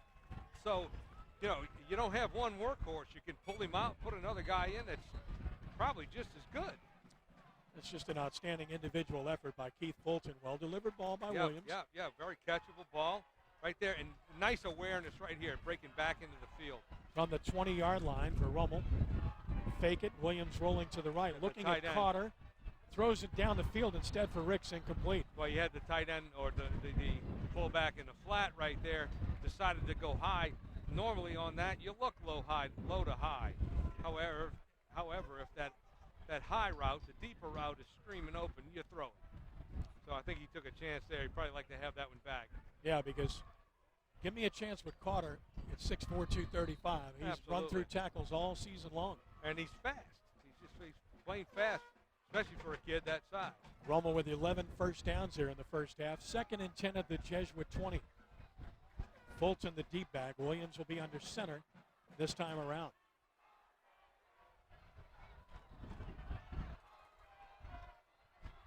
Counter play right.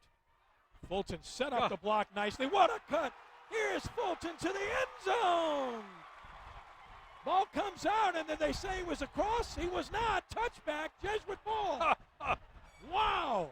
Right as he was crossing the goal line, he's hit and fumbles, and Jesuit recovers. You talk about a game-changing play, and I'd love to see it again. That was awfully close. He did it all on his own, too. Watch, Jesuit fits very nicely here to the counter side, and he's going to make what a block right there, and that's our man again. Ethan Carter.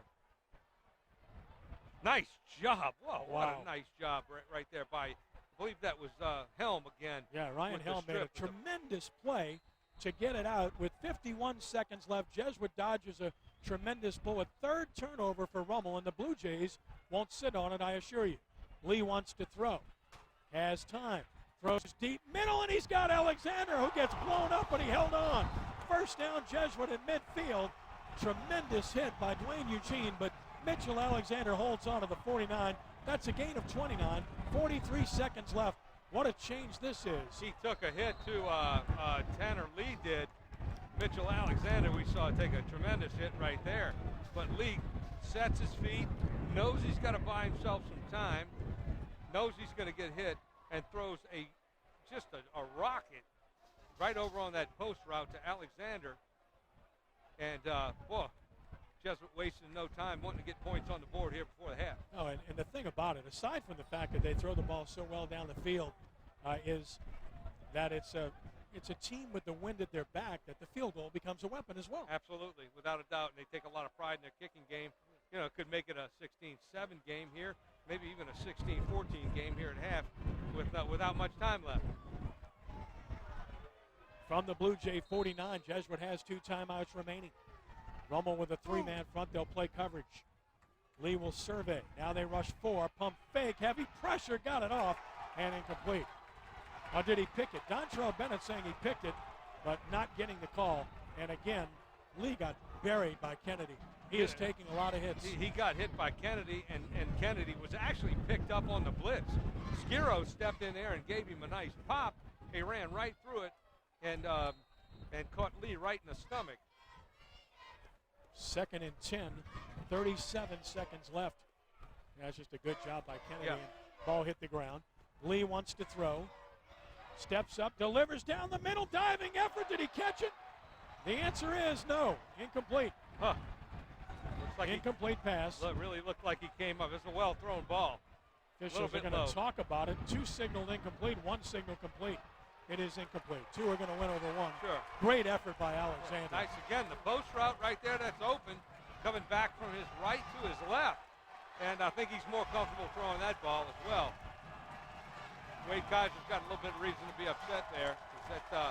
Too bad we don't use replay in these games, but it's we've cold and it would had take a couple of plays here, including the one in the end zone. Yeah, It was about as close can get.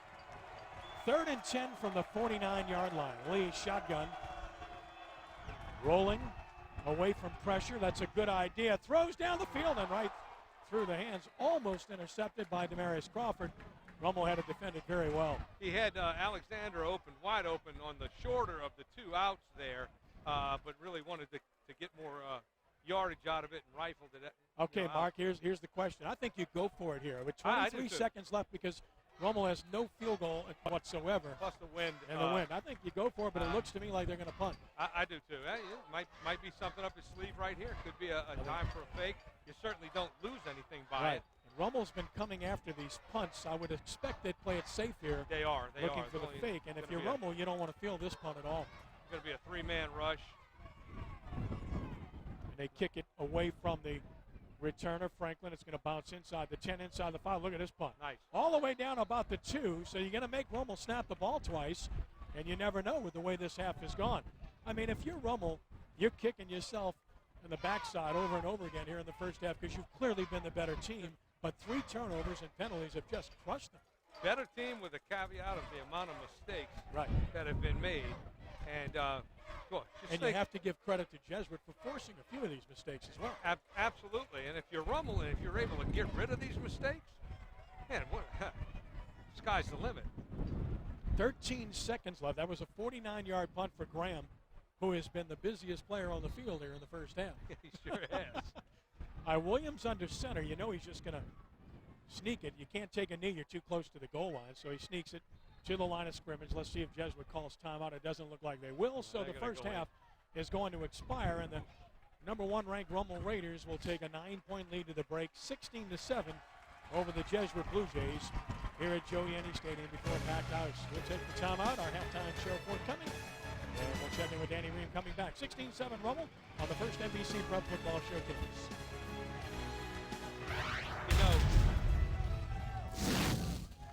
They're better.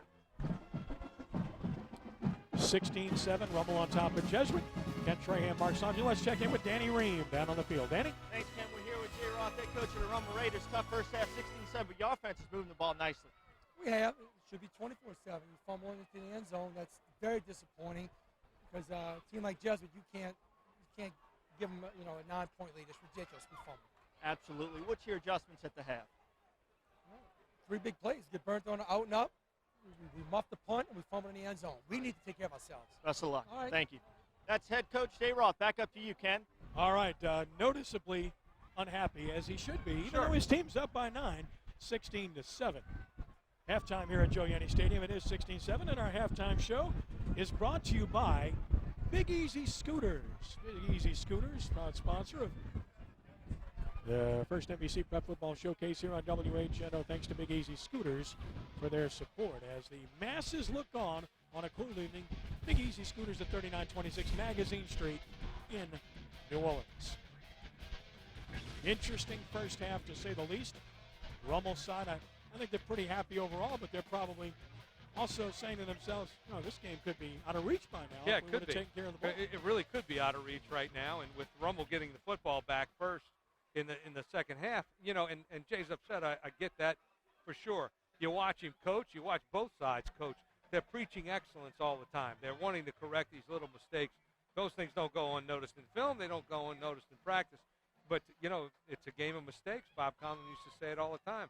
The team that makes the fewest mistakes is going to win. And right now, Rummel's able to overcome that with some big plays, some great players, and a great scheme.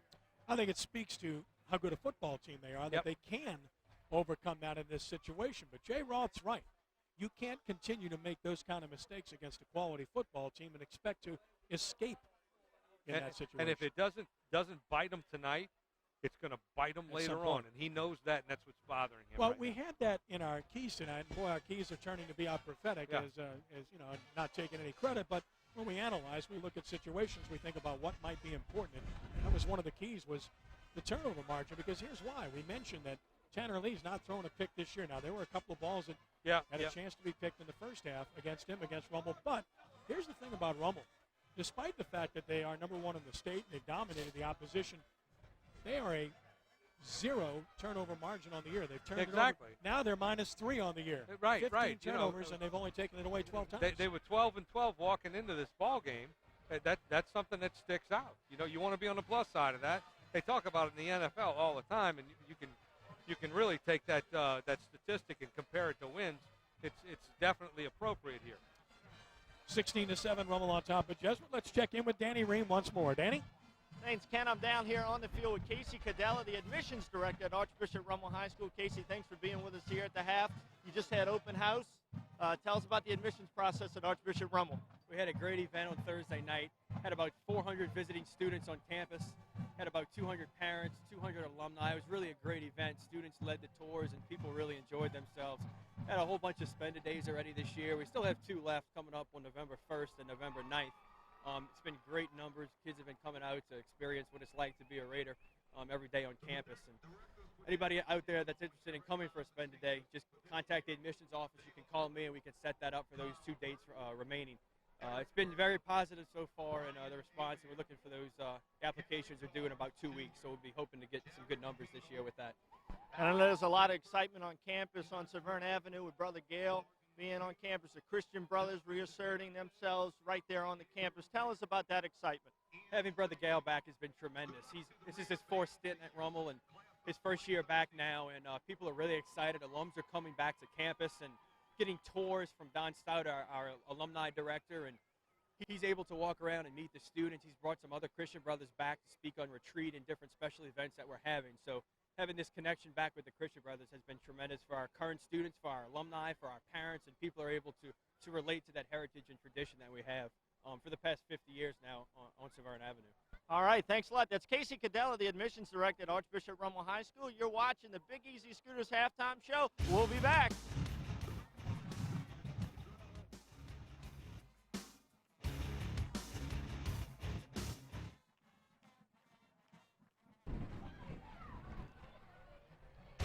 It's halftime at Joe Yenny Stadium. Rummel on top of Jesuit, 16-7. Rummel band performed. The Jesuit band on the field now performing.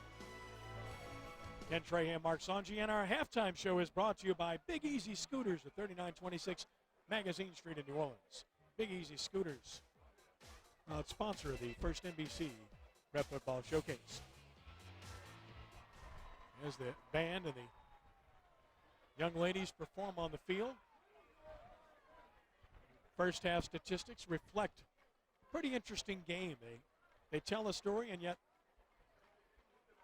they're a little bit misleading because Rummel dominated this first half of football. Jesuit basically had one play, their opening play of the game, and since that time, they've really struggled to establish anything on offense, whereas Rummel did what they wanted on offense, 287 yards in one half, and yet only a 9-point lead. And the 2 turnovers were killers.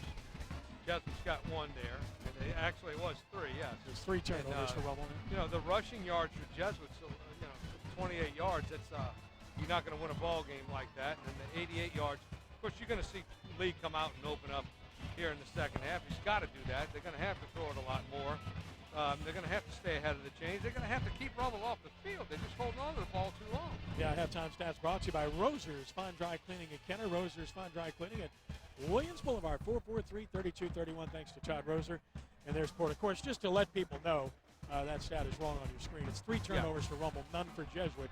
So that's clearly the case. Want to make sure you understand that to illustrate about how the numbers add up and why the game is the way it is. That's primarily the way it is. It's 3 for Rummel and 0 for Jesuit. And yet that's why Rummel only leads by 9. They'll get the ball first to start the second half.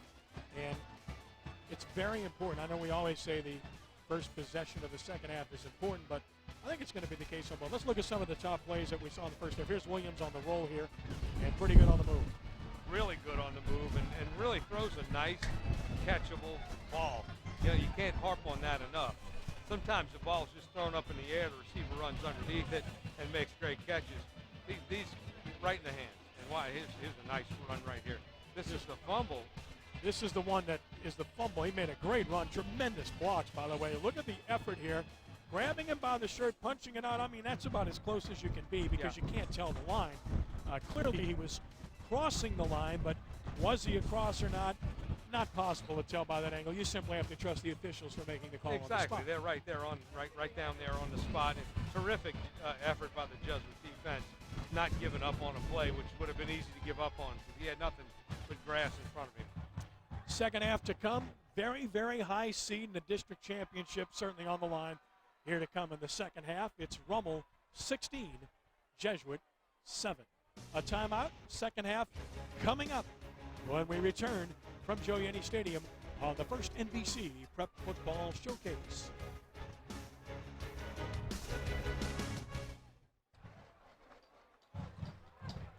(16-7) Rummel on top of Jesuit as we get set to start the second half with the teams coming back onto the field.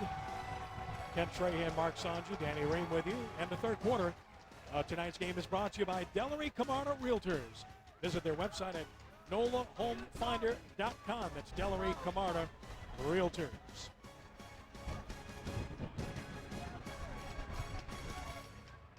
Monday nights on WHNO Sports. Join us for Sports Nola TV.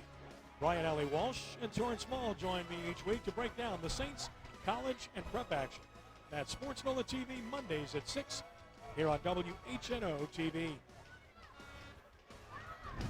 Second half getting set to begin, and again, wind will be a significant factor, and you got to make hay when you've got the wind at your back. Ironically, Jesuit scored into the wind, the only opportunity they had, but I think you were right on it. I think that was largely a case of not only did Rummel bite on the play, but I got to believe they didn't think that they were going to try to go deep into the wind. I didn't think either. We were down there earlier, and it was a tough wind. Watching the quarterbacks deal with it, the kickers deal with it. It's a tough wind to throw into, but Tanner Lee made it look pretty easy. Jesuit will kick off to start the second half, but they will have the wind at their backs. Rummel will receive, so again, this game is still for the taking. Joseph Eustace will kick it off, and again with the wind at his backs, good chance to get it into the end zone. Joshua Franklin will be deep to receive for Rummel. Yeah, you know, and at halftime, we saw Jay Roth before going into halftime. You know, he's really concerned at this point. This is a tight football game right now, and it really shouldn't be had Rummel taken advantage of its opportunities and not made so many mistakes. Rummel's two biggest wins of the year against St. Augustine and West Jefferson, they separated themselves before the half with scores. Yes. And almost did so here, but did not kick off into the end zone. That is a touchback as anticipated. And Rummel will start from its own 20-yard line. The Raiders offense with 287 yards in the first half. That's about as potent as you can be, but only 16 points. That's a full ball game worth of offense. Now, you know, Jesuit really needs to tighten up defensively right here. Make something happen. At least stop with the bleeding, you know. So 1st and 10, Rummel at its own 20. Two wide receivers. This time they've got Carter lined up as the up back to the left. You know they're going to run behind him if they run. And they do, pitching it that way. Gets a good lead block, good tackle at about the 25-yard line on Fulton. He picks up about 5. And a good job of getting to the football by Colby Semino, who's played good for Jesuit. Still a gain of 5, and it's 2nd and 5. They're picking up 5 on first down, looking into a second and medium situation, and they can dictate, like I said, lead block here, something else. Staying attached. He's the best I've seen in a long, long time, and I say that unequivocally. I watch games all the time, and he just stays on those blocks. Stays on them. That's the thing, staying attached. 2nd and 5, man in motion right. Williams on a cutback. Made a good move. Look at Williams. Great block. Another cutback. They can't get him on the ground. Damian Williams, like a man possessed, to the 49-yard line. 24 yards and a first down, Raiders. They had him dead to rights, and he just kept turning his feet. Something else. 24-yard gain. Here he comes. The fake, pulling it right back down. He's got really great vision. And look, he stopped on a dime and turned it right up the field. It's just a heavy dose of what they were having success with early on. Rummel at its own 49-yard line. Again, Carter the up back, and that's a change from the first half. We'll talk about that. Here's Phillips. He's stacked up, but he still fights forward for about 3. Well, that's your chance if you're Jesuit to stop him, 2-3 yards on first down and put him in a second and long situation. But a second and medium, tough situation to stay out of. Give him 2. It's 2nd down and 8 from the Jesuit 49. And again, Carter was lining up at tight end in the first half. Now they've got him lining up in the backfield. Talk about the difference. They're just moving him around to use him as a lead-type blocker, to get an angle, maybe to slip him out into a route behind the tight end, which you might see. Phipps in motion. Williams will keep, and now whistle sound. False start, Rummel again. So they put themselves behind the chains with these false starts all night. This just drives you crazy, and it's a matter of focus. It really is. A matter of knowing the play, coming to the line of scrimmage, not paying attention to anything but that snap count. So now they'll play a 2nd down and 13 from the 47-yard line. Oh, actually, they're going to mark it at Up to 46. That's like a 6-yard penalty. Yeah. You know, you hate to pay for the same real estate twice. Because You really do. You're just fighting so hard to get what you get. 4 receivers set. Williams wants to throw. Now he'll run it to the 50 and back to where they were, to about the Jesuit 47. So it becomes a manageable 3rd down and about 6 yards to go. Third he medium. will always fall forward, won't Yeah, he should. All their backs do. They really do. I mean, they're lowering their shoulder, falling forward. Here he comes right here, just taking it right back down. And they're really pass protecting on that. That's not a designed, well, I'm sure it's a designed run, but they're not run blocking it. Good job by Ryan Hanley and Randy Bonner blocking on that play. Here's a 3rd and 6 from the Jesuit 47. Fulton is in the backfield with Williams, and he has a 3 receiver set. And now the whistle sound. I think Jay Roth may want a timeout. He does. Saw something he didn't like there, and he'll take the break. So will we. 9:27 to play 3rd quarter. 16-7 Rummel over Jesuit on the first NBC Prep Football Showcase.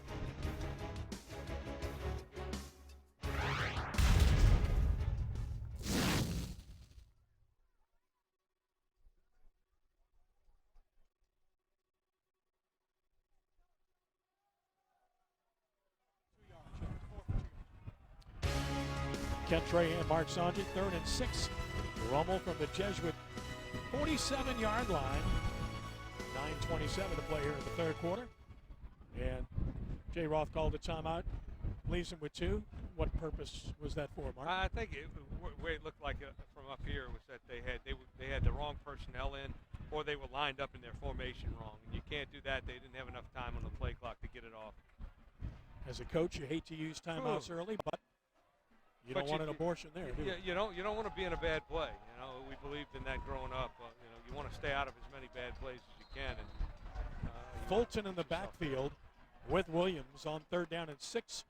Damian steps up. He'll throw to Fulton, who caught it. Can he make someone miss trying to get to the corner? The answer is no. Great defensive play.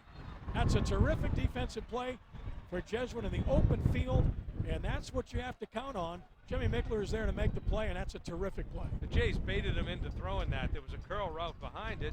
Linebacker sank underneath it. Mickler did. Sank underneath it and forcing the shorter of the 2 throws. That was the play before, the false start that really stopped Rummel's drive there. Yeah, it really the penalty killed him, and now Zach Paulette has to punt into the wind for the first time today. So let's see how he deals with this. Alexander is deep, and he wisely kicks it low. It's a smart kick. It's going to go sideways, and that's a really good job by Paulette. It's going to be down at about the 17-yard line. That's what you want to do. Kick it low and away from the receiver. Kick it low, away from the receiver. Let it roll. 29-yard punt, no return. Jesuit gets it for the first time in the second half, trailing by 9. If you are interested in purchasing a DVD copy of tonight's game, send an email to prepdvds@aol.com. A representative of DW Productions will contact you with more information. Jesuit with the win at their own 17 with a 3-receiver set. Lee in shotgun. Single back with him. Draw play. Nice cutback. Stood up by Kennedy, and look at the red shirts come. They just run to the football as well as anybody you'll find. They sure do. They sure do. That's a great example of it right there. And counter's the way to go. You know, get them flowing in one direction, come back the other. But they've just really got enough speed to come back. And that's an acceptable 4-yard gain on first down. Make it 2nd and 6, and it keeps the defense honest. Yes, absolutely. Skiro goes out for a play. And Chamont comes in, play fake Lee, pump fakes, wants to go down the field, throws short instead, got his man, and it should be a first down. Nice throw and catch. Kalen Menard caught it in traffic. Not an easy throw to make there in a bracket coverage. No, it's not, and he makes a nice grab, and it looks like we've got a first down coming up here. Sure does. Right on the marker at the 27-yard line. They're staring it down. From my vantage point, I think he's got it, and they do give it to him. First down and 10 for Jesuit. And the official on the other side was pointing and signaled it. Coach Kaiser wondering why it's taking so long to get this thing moved. Yeah, I agree with you. He's talking to that sideline official, and I agree. Mark it and let's move. Thank you. Because it's tempo. Absolutely. They want to go. They're the hair. It's, you know what? Now that it looks like they're going to stop and measure it. Well, no, it's a first down. They're moving the chains. But, I mean, this has clearly stopped their momentum. They like to get it and go. And they've been so good at it all year, just keeping that high, quick tempo. And when you get out of that, oh, man, it just sometimes takes you a while to get back into it. After this long wait, it will be 1st and 10 Jesuit at their own 27-yard line. Long and cold wait on top. I hear you. Menard is the deep back. Twin receivers left. Off the fake Lee. In the seam, caught it. And that's Dante Fly for a first down to about the 40. Jesuit getting a little something going here. Yeah, you know what I've noticed, too, what they're doing with Tanner Lee is they're shortening his drop. So the ball's getting out of his hands a little bit quicker on those play fakes. To the 41. That's a 14-yard gain for Jesuit. Again, no huddle. And they're ready to go. Against the 3-man front. Now a fourth comes up. They'll run it. And a nice dive to about 46. That's 5 yards for Skiro. Again, he's their toughest back. He is. And this is a nice mix-up. Run, pass, trying to keep the Raiders off balance, and they're in a great 2nd and 5 situation. 2nd down and 5.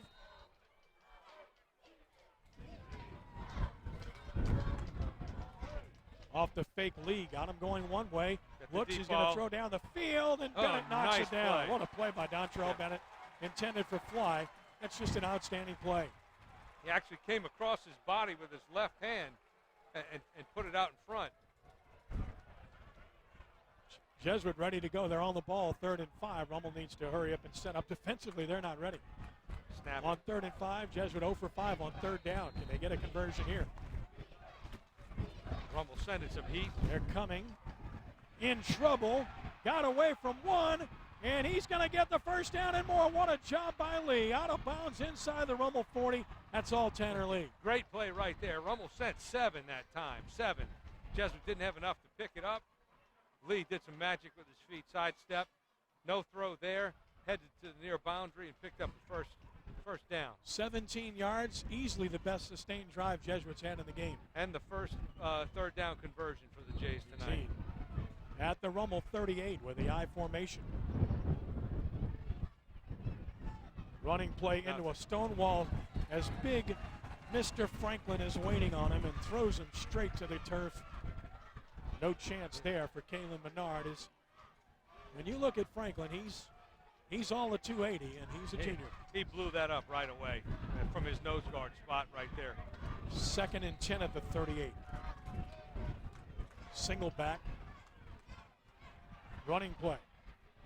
Dragged down by Kennedy at about the 35. You know, the Jesuit backs really aren't falling forward after that first hit. Credit the Rummel defense for their sure tackling ability there. Michael Kennedy again. We've called his name all night. Number 37. His brother Matthew is 41. His 3rd and 7 from the Rummel 35. Lee off the fake.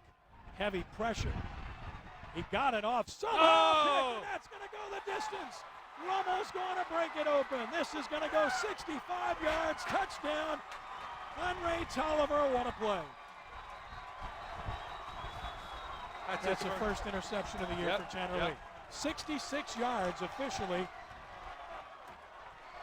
And again, that's all about the pressure. They read it. It was a great call defensively. Is there a flag? Now, the officials are talking about something. I do not see a flag. No, there is a flag down here at about the 24-yard line. There's a flag way back down the field, and if this is on Rummel, you talk about another game-changing play. I tell you, they sent here's the official call. Personal foul, Rummel.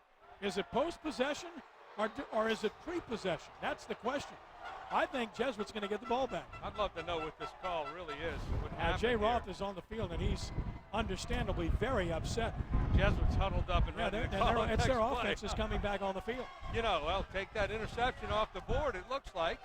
Which won't be the first interception for Lee of the year. This is a huge call. Did not see what may have happened. Really good call by Eddie Jacquelard, sending 2, and this was their 3rd down. See if we can spot anything. Yeah, that's Kennedy with the pressure. Can't see. No idea what the call might have been. May have been after the. Well, it wasn't after because they gave Jesuit the ball all the way at the Rummel 20, and now a great chance for Jesuit to capitalize on yet another break. And that's clearly a break or a mistake, depending on what happened, and we really don't know. Wish we could tell you, but we're not sure. I'll be looking at the film in the morning to see. First and 10 from the 20. Run it with Menard, and he gets 5 nice to the job 15. Forward on that, yeah. Boy, that was a swing, huh? Well, you look at this game, and let's be honest. I mean, it's been a one-way game with the exception of one play, but Jesuit has a real chance to win this football game. They're putting a nice drive together here. A touchdown makes this a completely different situation with another quarter and a half to play. And this is the kind of drive Jesuit's been yearning for all night. Their 11th play of the drive coming up. Second and 6 from the 16-yard line. Lee off the fake. Heavy pressure, and they'll blow that up. Rummel's all over this play. And a great job on the read for the Raiders by Demarius Crawford. Boy, he's a good-looking player. 6 feet, 183 pounds, the senior. There to blow it up. But again, the pressure was huge. Eddie Jacquelard's getting a beat on what's going on here and sending an extra defender off the corner to the side that the bootleg's coming to, and it's causing pressure on for Tanner Lee. He's having to get rid of the ball a whole lot faster. Now from the 1939 for Jesuit. Twin receivers to the wide side, single to the right. Menard in the backfield. Got to go to the wide side here. At Looking least that to set way. Up your kicker. Throws across his body, and it's caught. Shook one tackle, shook two, but can't shake a third. Fly is wrapped up by Bennett at about the 16-yard line, a gain of 3. So now Jesuit likely will try a field goal. Looks like they're not moving. Here he's calling them on now. Well, with the wind, you have to do this. Yeah, absolutely. And with the game as tight as it is right now. Sure. It's a one-possession game if you make this. So 4th down from the 16 and 6 yards to go. And the freshman Crew Jacobs will try the field goal out of the hold of Matthew Hackney. With the wind at his back. Wind at his back, 33 yards, angle left.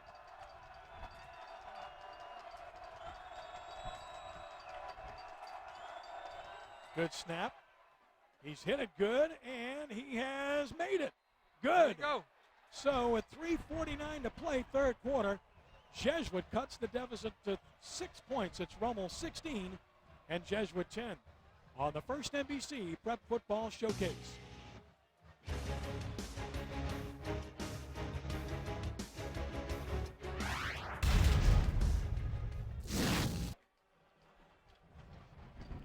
This has been a strange game. Yeah, sure 16 to 10, Rummel over Jesuit. Jesuit just hanging around, giving themselves a chance. And as Jay Roth said at halftime, you know, you give these guys enough chances. When you make those kind of mistakes against good teams, you're going to be in trouble. Rummel had 2 chances to break their back. Neither one. The fumble in the end zone and the interception for the touchdown called back. Man, you're scratching your head on this. This is the game we thought it would be, though. Joseph Eustace to kick it off. Gets it toward the side, and Franklin will field it at the 5 with a good catch. 10, 15, 20, 25. Leaves his feet, and there's a late flag, 2 flags, so Rummel's going to start deep in their own territory. And again, they cannot continue to make these mistakes over and over again and expect to emerge victorious. The penalized yards, I'd like to see what it comes down to, what it's actually cost them. That's got to be an interesting stat tonight. Holding on Rummel, going to march that back. Yeah, they'll end up back at about their 15, 16-yard line with the wind right in their faces, and still nearly 4 minutes before the third quarter comes to close. So this becomes a huge series. If Jesuit can get the ball back with the wind at their backs. And like you said earlier, take advantage of it when you have the win, and kind of break even when you don't, and you're in good shape. At the 15-yard line, Rummel starts with Brandon Phillips in the backfield with Damian Williams and a 4-receiver set for the Raiders. They have to be questioning themselves a little bit right now with the way the game is gone. You know, they feel like they've been the better side, but it's not showing up because of the mistakes. Well, they can remedy that with another 10, 11 play drive like they were Phillips for 3. so well. It will be 2nd down and 7 at the 18. Let's check in with Danny Ream with Joey Latino. Danny? Thanks, Ken. We're here with Joey Latino, head baseball coach of Retief Oil. The American Legion National Champions were honored before Game 2 of the Major League Baseball World Series in San Francisco. Coach, that had to be amazing. Tell us about it. Incredible experience. Beautiful city, San Francisco. You're there for the World Series. It's a tremendous atmosphere. And then to be presented on the field with Will Clark, you know, one of our very own. and Joe Torre. It's just an incredible experience that I know the boys are going to remember for the rest of their lives. All right, that's Joe Latino, head baseball coach at Jesuit, head coach of Retief Oil. What a awesome accomplishment and a great honor before the Major League Baseball World Series Game 2. Ken, back up to you. And a gain of 1 for Williams on 2nd and 7 makes it 3rd and 6. And here, this becomes a big play for both sides. Again, Jesuit gets the ball back 3 and out with the win. They've got momentum. And Rummel, on the other hand, has to stem the tide here of everything that has gone wrong against them here. Rummel's getting a little bit conservative right now, and Jesuit's on to it. Great play by the Jesuit front 7 there. And this is a huge first down for the Raiders. 3rd and 6 from the 19 off the fake. Williams rolls right. Looking. He's hit. Shook one, but he's not going to be able to escape the second. Down at about the 20. Picks up a yard, but that's all. And Jesuit gets the stop.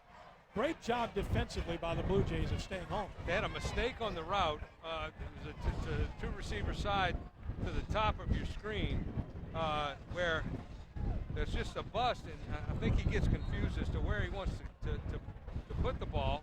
You can see him stop right there. He's got nothing. Pressure catches up to him, and nice stop by the Jays. Jesuit's going to get great field position here. Paulette punting into the wind. Hits it low. Knuckleball. It bounces past midfield, and that's about as good as you can get. But Jesuit will still have great field position at their own 46-yard line with 1:32 to play third quarter, only trailing by 6. And Blue Jays on a roll here since the start of the 34-yard punt by Paulette. Here's a look at the upcoming events at Archbishop Rummel, brought to you by Dr. Wynn Russo, General Dentistry. For more information on Rummel events, visit their website at rummelraiders.com. All right, Jays are coming out again for the start of another series. See if they switch it up. They're in the ace formation right now with one back, trying to balance up that Rummel front. From the 46-yard line, Jesuit 1st and 10. Single setback, Menard.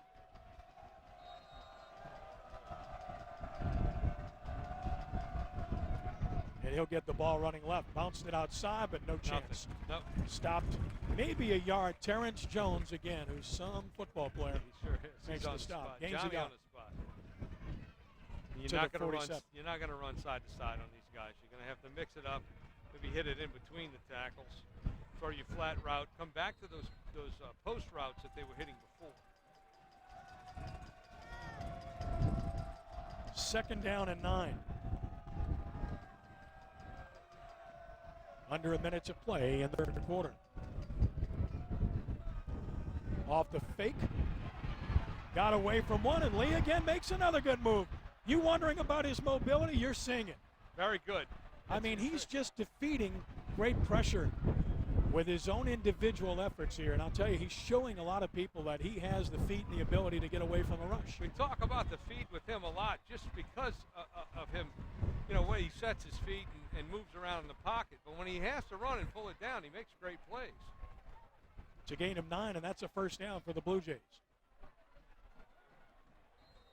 Look at that, really good technique on his escape. Moses had the pressure. Menard hit up and stood up by Matthew Kennedy this time, the junior defensive tackle. Jesuit doing what they can to keep Rummel honest defensively. You got to run it some. They haven't had great success, but they're keeping them honest. And Rummel, honestly, you know, kind of leaving Lee alone from a run standpoint. You know, not leaving someone backside or behind or spying him. He's not the type of player you'd spy, but not leaving someone backside to cover that. From the Raiders' 43-yard line, Lee, pressure again. Outside route is caught by Hackney. Goes to the ground with a first down at the Rummel 28-yard line. Good throw and catch with 10 seconds to play in the third quarter. They keep the wind at their backs. Now, Jesuit ought to think about a timeout here with the wind at their backs. Yeah, and, you know, watch Hackney here. He's going to catch it twice and do a really good job here. I think he had a lot more yards in front of him. Yeah, kind of had to go down and make sure to grab it. Now, Jesuit's letting the clock run down, and I guess I'm a little surprised. We'll talk about that when we return in just a moment. Third quarter comes to close. It's turned out to be the kind of game we thought it would be. Rummel 16, Jesuit 10. Fourth quarter to come on the first NBC Prep Football Showcase.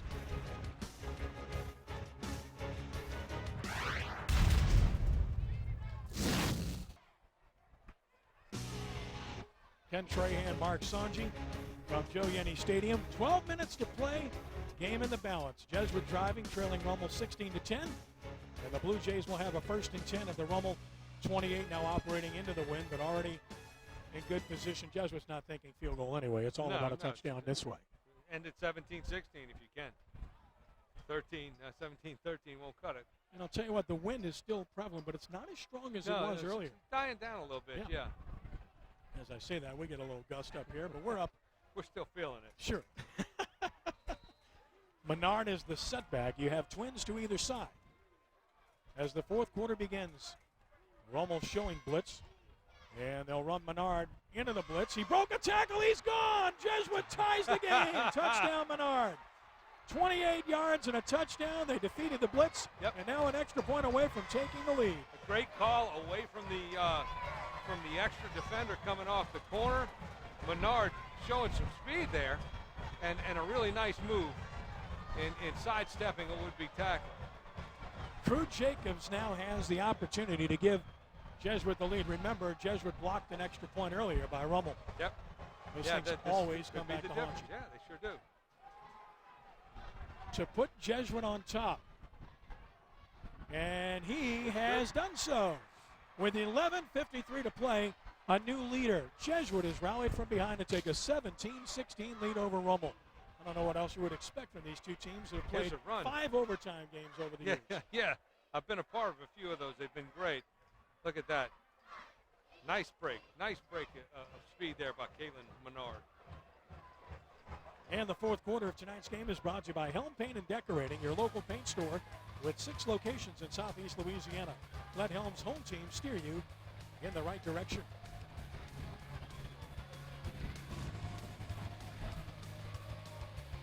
And here's a look at the upcoming events at Jesuit, brought to you by personal injury attorney Troy Keller. For more information on Jesuit events, visit their website at jesuitnola.org. Well, Jay Roth looks like a prophet now, based upon his comments at halftime. How many chances can you give a team? How many mistakes can you make? Well, not this many. That's the answer. You know, we talked at halftime a lot about it. It's going to come back and haunt you sooner or later.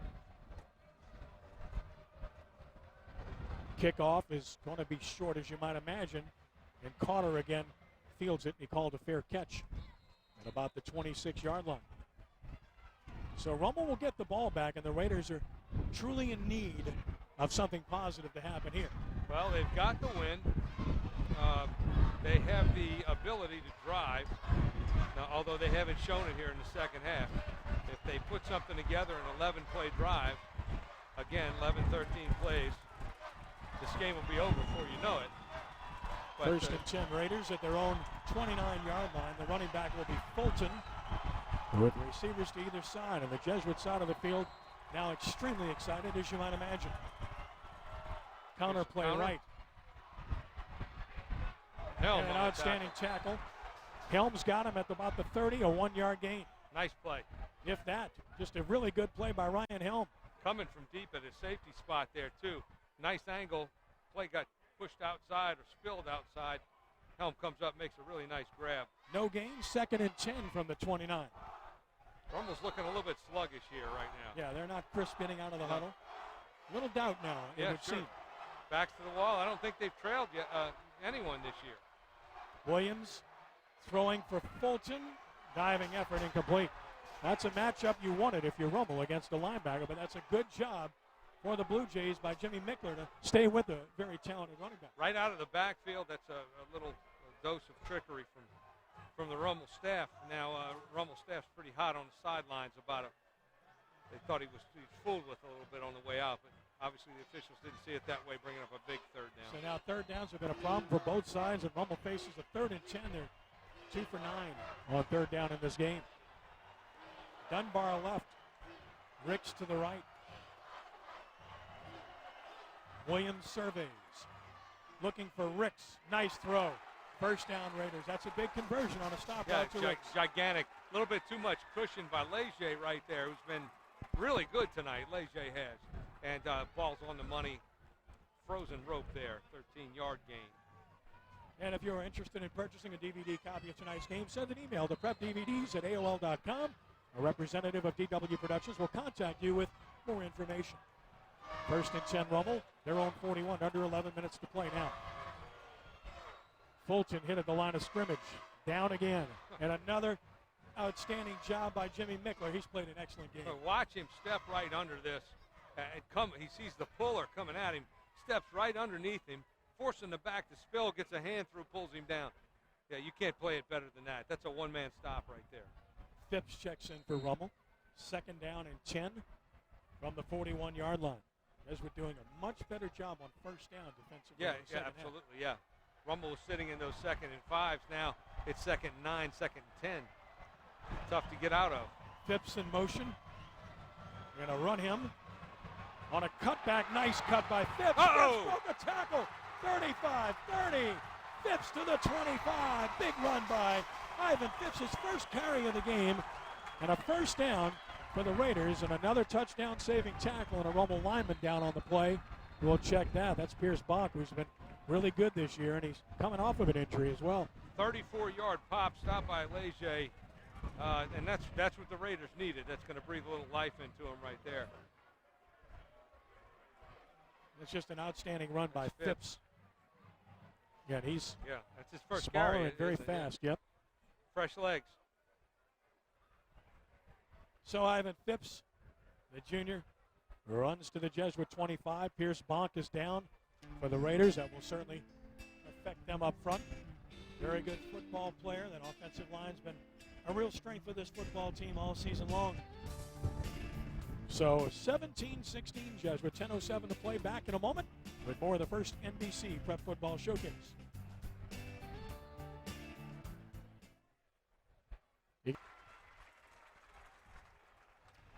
Good news, Pierce Bach got up and he was able to jog off the field. May or may not be able to see him again. We'll see. Zach Bernard is in the game for the Raiders. Bach's been hurt some of the year. Bernard's played quite a bit. He'll have to step in here in a big situation, and you want to watch that exchange has to be here. Good right here. Yeah, it's an important time. Zach's down in there. Over the ball now. On first and 10 of the 25-yard line of Jesuit. Tight formation with one receiver to either side. Williams wants to run it inside. Cuts back nicely. Used the block beautifully. Broke another Still tackle. on his feet. Broke another tackle. He's down to the 10. First down, goal to go, Rummel. Well, I mean, he just set up his blocks beautifully. Now, what a pain in the neck to really tackle this guy. He's just such a load. He's a big kid, and he runs like a running back.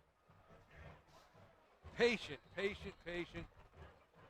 Nice kick out block by Maddox. Yeah, up front, Rummel's really doing a fine job on this. First and goal right from the 10. Again, a receiver to either side with Rummel lining up with a double slot in front of Williams here. Power formation. Jesuit adjusts to it. Williams wrapped up from behind. He'll be stopped. Really good job by Joseph. Blow the whistle, please. Goodness gracious. How long are you going to let it go? Yeah. Forward progress was obviously stopped. Right, that's an injury waiting to happen. Yeah, you don't want to see is. that. No gain. Second and goal from the 10. Jesuit has been stingy in the red zone in this game. Almost had many chances in the red zone. Absolutely. Jesuits really stepped up to play on defense when the time calls for it. And, of course, we thank Louisiana Lift and Equipment. Go to LALift.com, 504-463-3400 for providing our lift here this evening. Louisiana Lift and Equipment. Second and goal, Rummel from the Jesuit 10, under 8.5 minutes to play in the game, and they fake it. Williams on trouble, shook a tackle, 10-5, lowers the shoulder and scores! Touchdown Raiders! Did it by himself there. What a play. Again, what a play. That's a man. Yeah, it sure is. We're going to go for 2 here, I believe. Well, this is an interesting decision to make. I think 2 is the play here, Mark. Yeah. Nice play fake. Again, the kid has great presence, takes his time, eludes. Worst thing you can do is pressure him, because then he's got to get out on his feet. And, man, turn the corner right there, really. Rummel is going for 2. They changed personnel at the last moment. and Carter's not in the game, you know that's not what they want. So he runs back out there, and Jay Roth is going to have to burn a second timeout, and that's critical in a game of this nature. Communication. You know, and this is something that's set up ahead of time. You think about these calls early in the week. They're on your play card. He's fussing about something, and for good reason. But, you know, you're sitting there. This is a play that's worked out on Wednesday, Thursday night. This copyrighted telecast of the first NBC Prep Showcase may not be retransmitted, reproduced, rebroadcast, or otherwise distributed or used in any form without the express written consent of DW Productions and WHNO-TV. Well, it's a big play because with a make, Rummel's back on schedule. With a 7-point lead, with a miss, Jesuit has the door wide open. Sure, right. Exactly. But it's the right play because a 6-point spread will not win the game for him. No. Damian Williams running the football now, 17 carries, 97 yards, and a touchdown. Well, he's been the go-to guy. Whenever they needed something, they've gone back to him, and he's produced. He's got to be tired. What do you look for here? I think you run Williams behind Stephen Carter. I do too. I don't think they're going to throw it into here. Carter slotted to the left in front of Williams. I don't think they're going to throw it. He is looking to throw. Nice play. Huh. Keith Fulton with a great catch. That's a whip route, just a little bit to the outside, so you overplay the flat, coming right back underneath. Really well thrown ball. I was like you, though, Kenny. I thought he was going to pull it down and run it himself. Well, I mentioned earlier tonight, Fulton is a really good receiver out of the backfield. He's a heck of a football player, too. He just pulls this one out of the air. So with 8:23 to play, Rummel back on top, 24-17 on the first NBC Prep Football Showcase.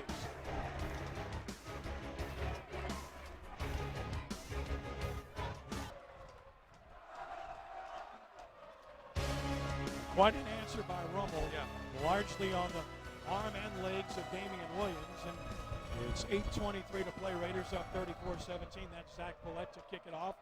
Fly stands at his goal line to receive. And this kick is sailing, returnable at the 1. So a chance for Fly for the first time in this direction to the 20, and a flag down for an obvious hold. That'll be holding. Yeah, that'll come back. That was one we could actually see. So Jesuit will start in the soup, so to speak, with 8:14 to play in the wind. But remember, we wondered about that in the first half, and on the first play, wasn't in effect. Yes, it didn't bother them at all.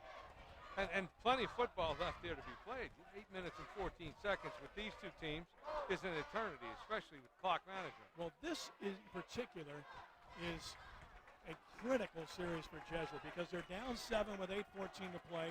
They're at their own 10-yard line into the wind. If they don't get the ball out of here, they're going to give the ball back. Great field position. They can't give Rummel another possession with some with decent field position.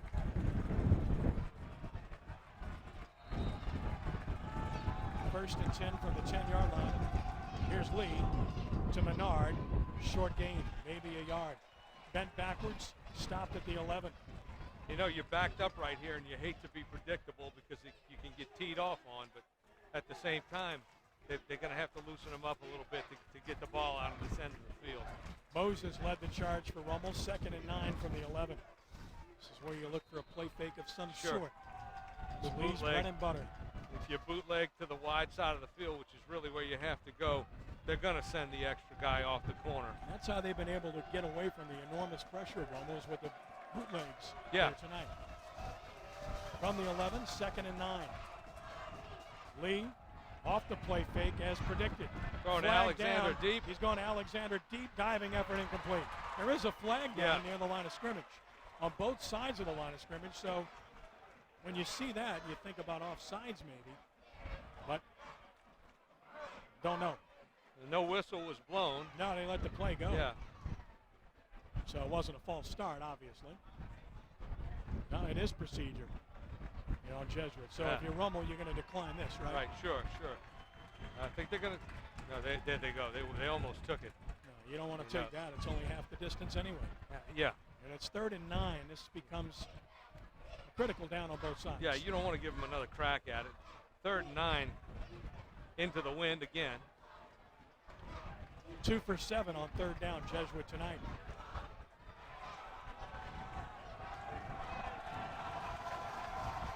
Kalen Menard, 11 carries, 62 yards, and a touchdown for the Jays. 3rd and 9 from the 11. Shotgun Lee. Rummel showing blitz here. They come. Lee gets it off down the middle. Oh. Incomplete. Just overthrown, and that's Terrence Jones putting the pressure again on Lee. That just, it just causes the ball to sail a little bit or off the side or a little bit quicker throw than he would like to. You'll see Jones come into this picture very late right there.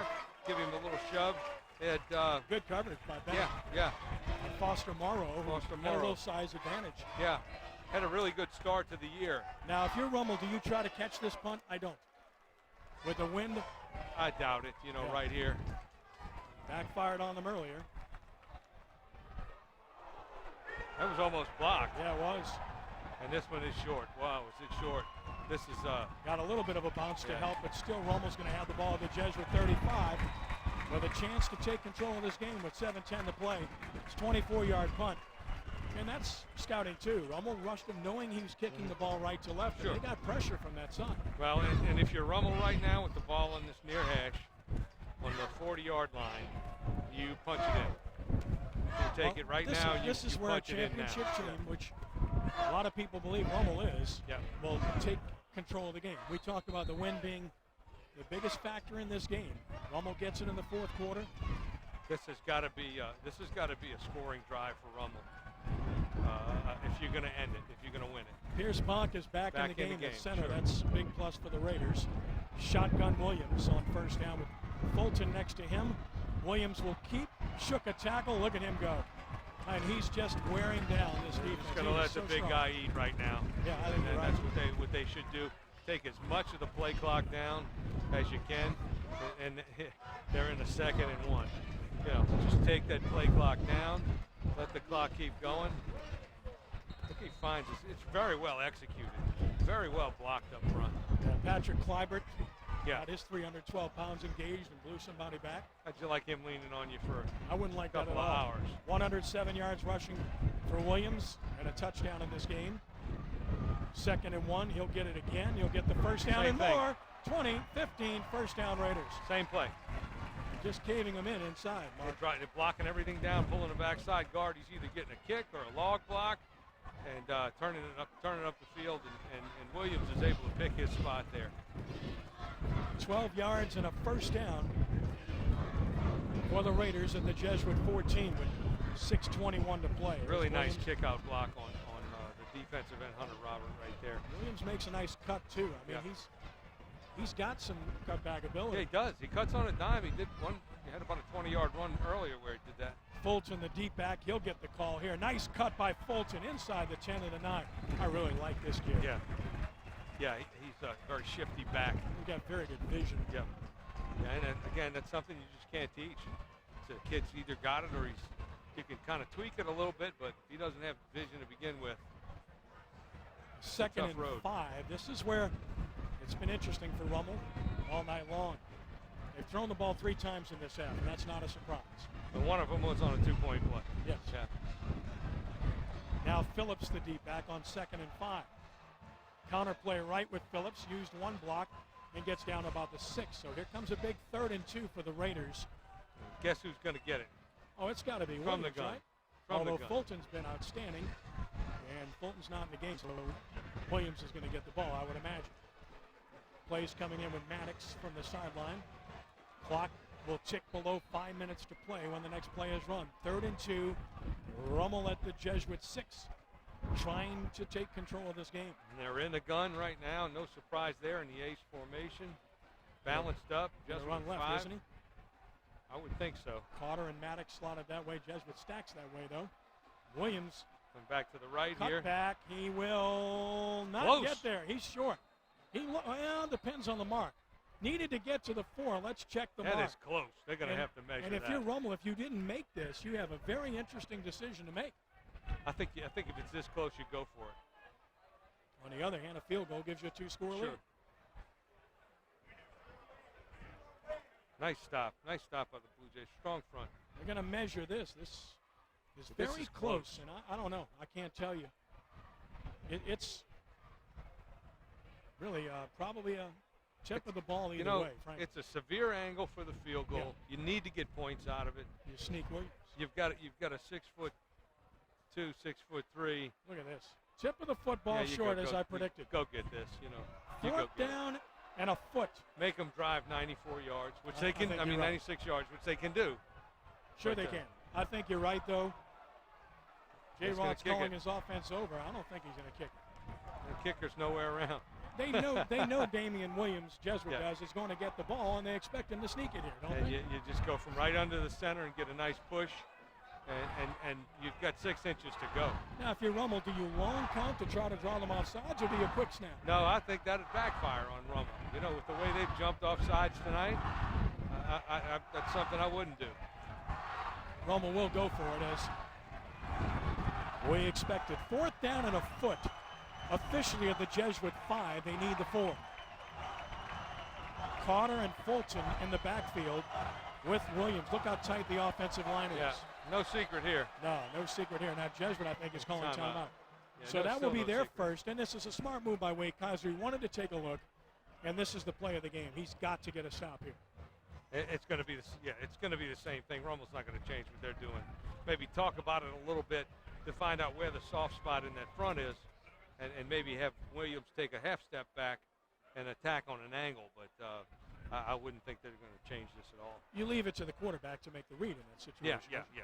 And Damian Williams, 20 carries, 112 yards, and a touchdown. He's been a major factor in all facets, as we expected he would be. Yeah. He's been something else. You know, the problem with Tanner Lee today is he just hasn't had the ball as much. How many plays has this drive been? Even though it's been a short field, he hasn't had the ball in his hands all that much, and the pressure has come. And that's been tough for him. Not that he can't handle pressure. I think he does a great job with it. Well, look, he's made plays with his feet to step away sure from did. pressure 2 or 3 times in this game. And it's clear that Rummel has been the better team up front in this game. But Jesuit has hung in this game, took the lead to start this quarter, and they still have a chance. Rummel would like to try to put that to rest right here. Fourth and a foot from the Jesuit 5 officially, although the ball is near the 4.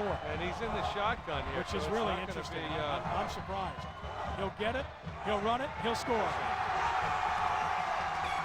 J. Roth knows what he's doing. Yep, sure does. That's why I'm up here and he's down there.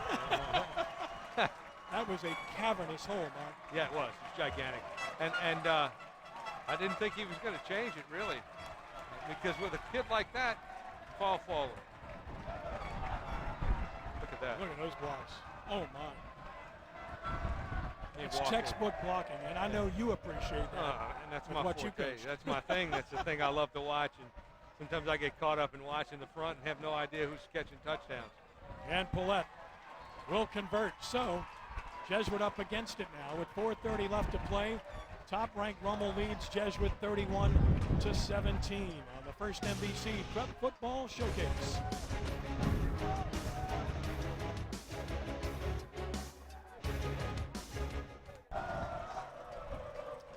Joe Yenny Stadium, I mean, it's been packed all night.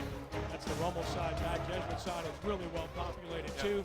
31-17 Rummel on top. Paulette's kickoff looks like it's returnable, and it is from the 6-20. Got some room. 25-30. Good return by Mitchell Alexander out across the 30 to the 32 or 3 yard line. Well, he's not been able to reach the end zone with the kickoffs here in the second half. No. Well, now if you're Jesuit here, you're in 2-minute mode. Yeah, Twice. absolutely. They go no huddle all the time. They're accustomed to this. And if you're Rummel, you've got to make them drive the field. Absolutely. Can't give up the big one. Start backing your secondary up a little bit. Playing tight up front. The backs aren't going to beat you. And Jesuit has lived on big plays this year, as we talked about, with Lee averaging over 22 yards per completion. 3 receivers set. Lee surveys, throws back across, and the traffic tipped away. Double coverage, guess who? Terrence Jones. I mean, that's a linebacker getting He depth and drops making a play. that deep, and if they'd have run the ball, he'd have been in the back. He's a player. I'm telling you, he really is. He's the first guy that caught my eye on film. He's the one that got a hand on it. I'll tell you what, though, right behind him, you might have had a pick. Yep. Austin Vance looked like he was in position. 2nd and 10. Lee. Pressure, steps up. He's going down this time. Dontrell Bennett put him on the ground. So Bennett puts him down at the 29-yard line, and it's getting tough for Jesuit. Now, Rummel smelling blood in the water here, sending an extra guy off the corner as they've done a lot tonight. Tough to pick up. Very athletic kids coming off the corner there and making some good plays. Tough to pick up, and you got to credit the secondary for holding the coverage that long. 3rd and 14, Jesuit. Off the corner blitz, and Rummel's offsides. No, false start, Jesuit, sorry. Wow. Joshua Franklin was blitzing from the corner, and he's really fast, but Jesuit flinched. That's the first time we've seen that from the Jesuit offensive front. I thought Franklin got there a little bit early. Seen that on film, too. Apparently there was movement before he got there. That's no argument, obviously. Yeah, no doubt. But, yeah, you see those timing. You got to hit it right. They do a good job. 2 for 10 on 3rd down, Jesuit. Lee, play fakes. Hit from behind, got it off deep to nobody. And Lee hit the ground hard. I hope he gets up okay. He does, fortunately. Anytime you get hit in the back like that, that's scary. Yeah, he's going to have a couple of bruises tomorrow morning. And the guy that hit him, Delshone Moses, laid into him, and he gets up limping a little bit. But it's been that kind of game on both sides. I didn't expect anything different. Neither one of these teams are finesse teams. And now they're Jesuit physical both has ways. a decision to make. Do you go for it on 4th and 18, or do you punt here? It looks like they're going to punt, or at least they're showing it.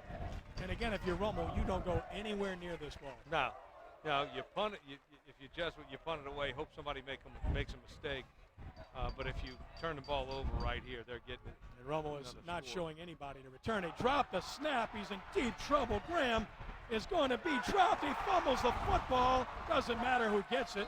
It's going to be Rummel ball at about the Jesuit 11-yard line. And this one is looking good for the Rummel Raiders.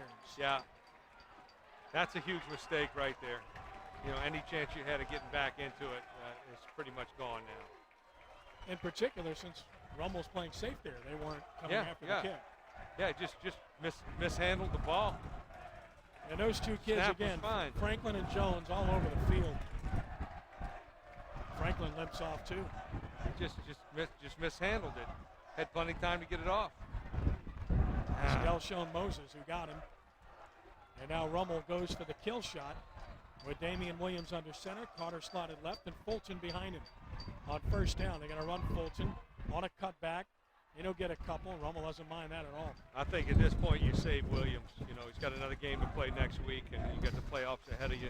He's carried it 21 times for 117 yards, 2 touchdowns.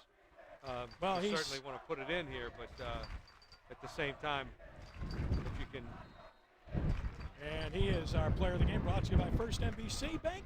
Damian Williams, of course, significant passing yardage as well in this game. 2nd down, 7 from the 8-yard line. Rummel just letting the play clock run down here wisely as we tick under 2:40 to play in the game. Jesuit has 2 timeouts remaining. Damian Williams has been doing this for 4 years. He's got an idea.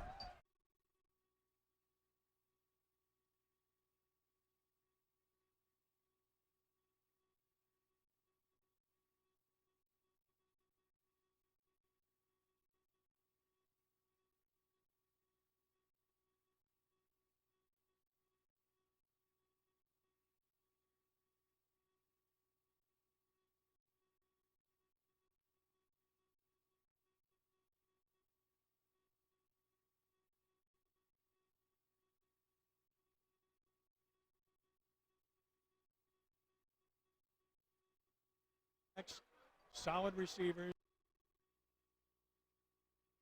Very good kicking game. Got to eliminate mistakes. We're talking about a team here that clearly has a chance to go a long way here. Yeah, they do. And you see tonight they overcome their mistakes. So that's somebody a little bit more talented maybe than Jesuit. It may come back to really bite them. Well, Fulton is 3 yards short of a 100-yard game. 21 carries, 97 yards, a touchdown.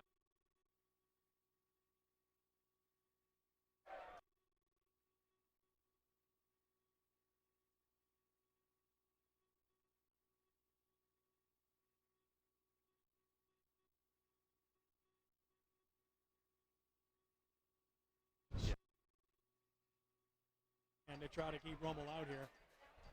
This is, again, one very good Rummel football team.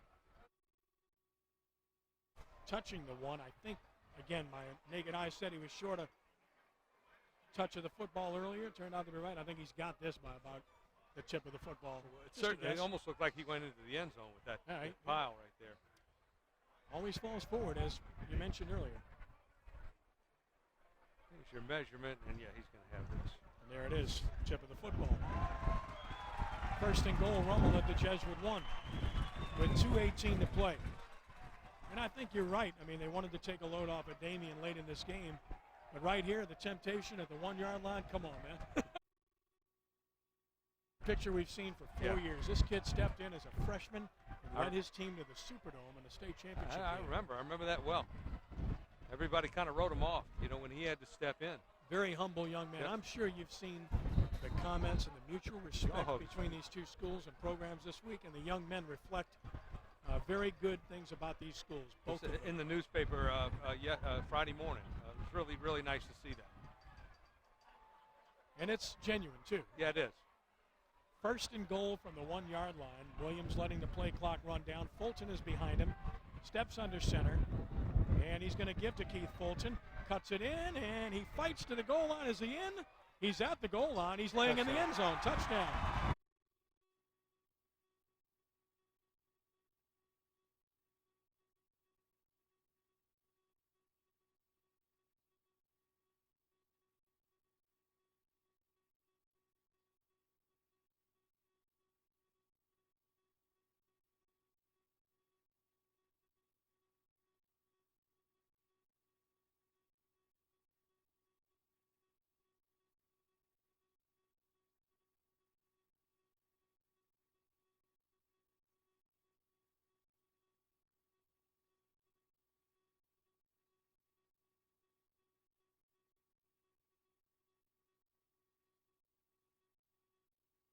Knocks that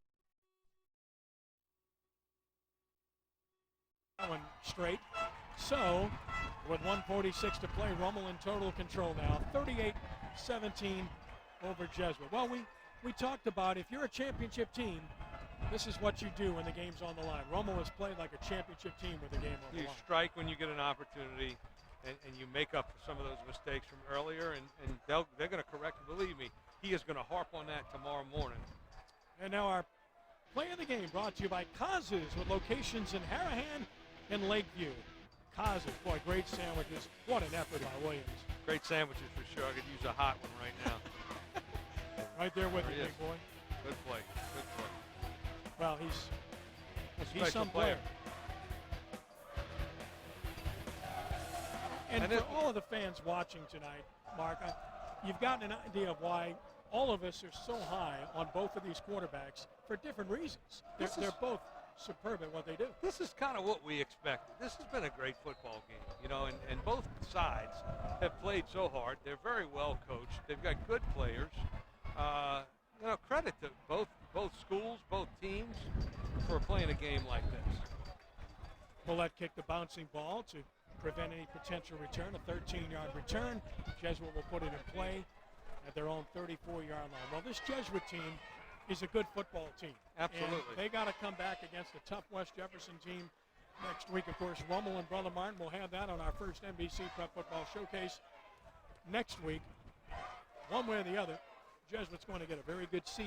Sure, and Jesuit needs to get over this really fast because, like you said, West Jefferson's an excellent football team. Very talented, very well coached. They're playing really hot football right now. That's a really good throw by Lee nice to Dante Fly.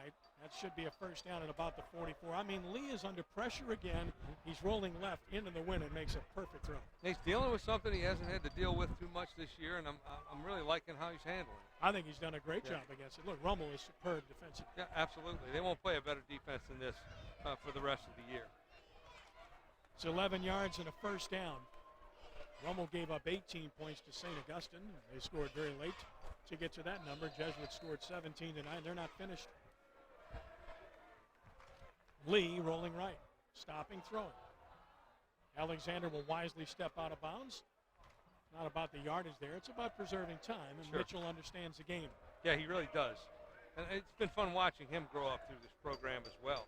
getting on the field a little bit last year, coming around as a receiver, coming around as a punt returner, and then now he's been a huge part of this offense. It's been fun to watch the guy that made sure he got out of bounds, number 3, Terrence Jones. Where isn't he? Yeah, that's a better way to look at it. Where isn't he? Lee.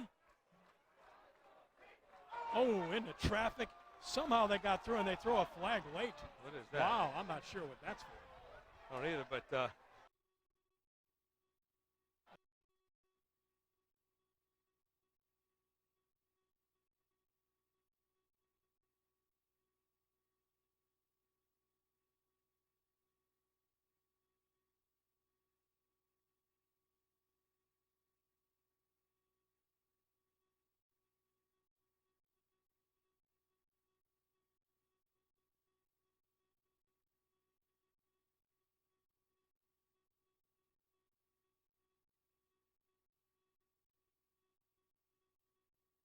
And I was really right don't get underneath that.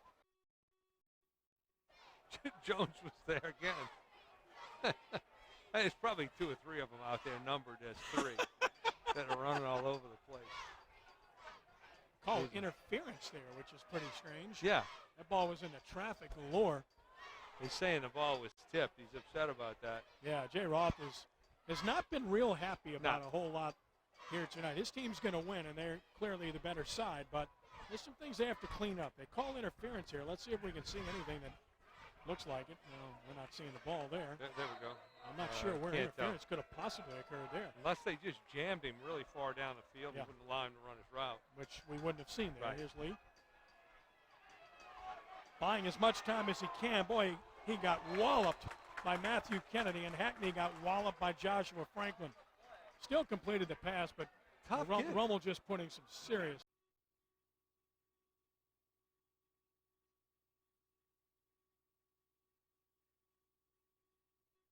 Licks on him. Tough kid. He stands in there. He extends the play.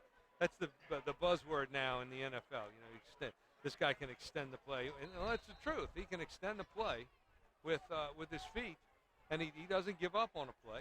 Would have been just as easy to throw that out of bounds. Rolling to the right away from pressure, and there's Alexander, and he'll wisely step out of bounds on Bennett. That should be a first down with 36 seconds left.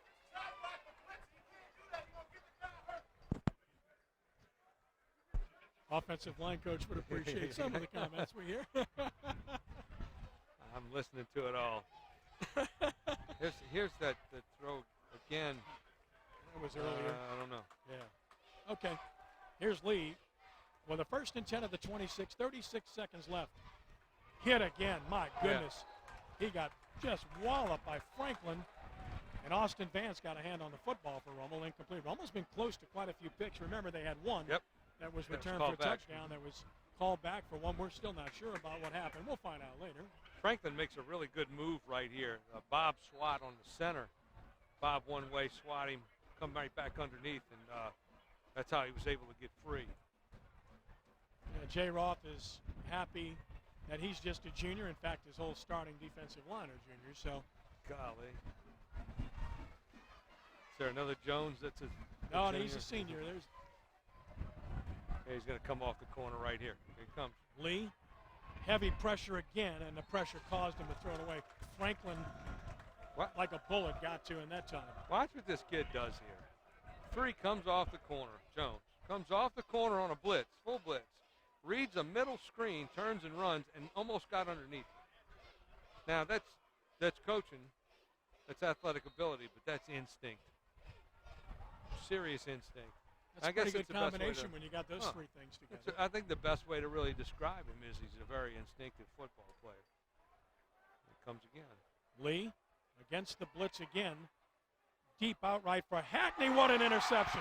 This time it's going to count for Tolliver, but he fumbles the ball, although he gets on it at the 27-yard line. So there's the first interception on Lee this year. I was just going to say that, and that, how many attempts? How many attempts? It's remarkable. But, when it's got to be some kind of record. When you look at what he's done this year, he came in with 119 attempts, and he's thrown the ball, about 28 times in this game? Something like that, somewhere in that vicinity. So you're talking about 140-plus attempts. Yeah. And Andre Tolliver, a really good football player there to make the pick for the Raiders. We're going to leave here with a very solid win over Jesuit.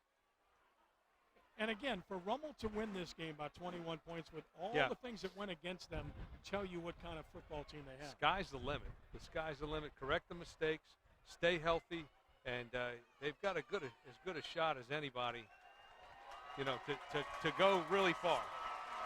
Victory tastes sweet for the Rummel Raiders, who are now 8-0, 3-0 in District 9-5A. 38-17, Archbishop Rummel over Jesuit tonight. Blue Jays fall to 7-1 and 2-1 in the district. Hugging and handshakes, and again, it's genuine.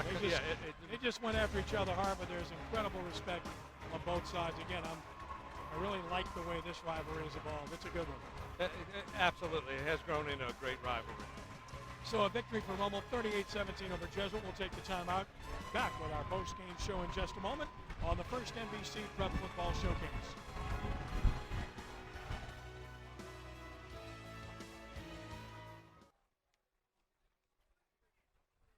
Number one, Rummel looks like it tonight, beating a very good Jesuit team, convincingly pulling away late. 38-17 final. Here's Danny Ream with victorious Raiders head coach Jay Roth. We're down here on the field with head coach of the Rummel Raiders, Jay Roth.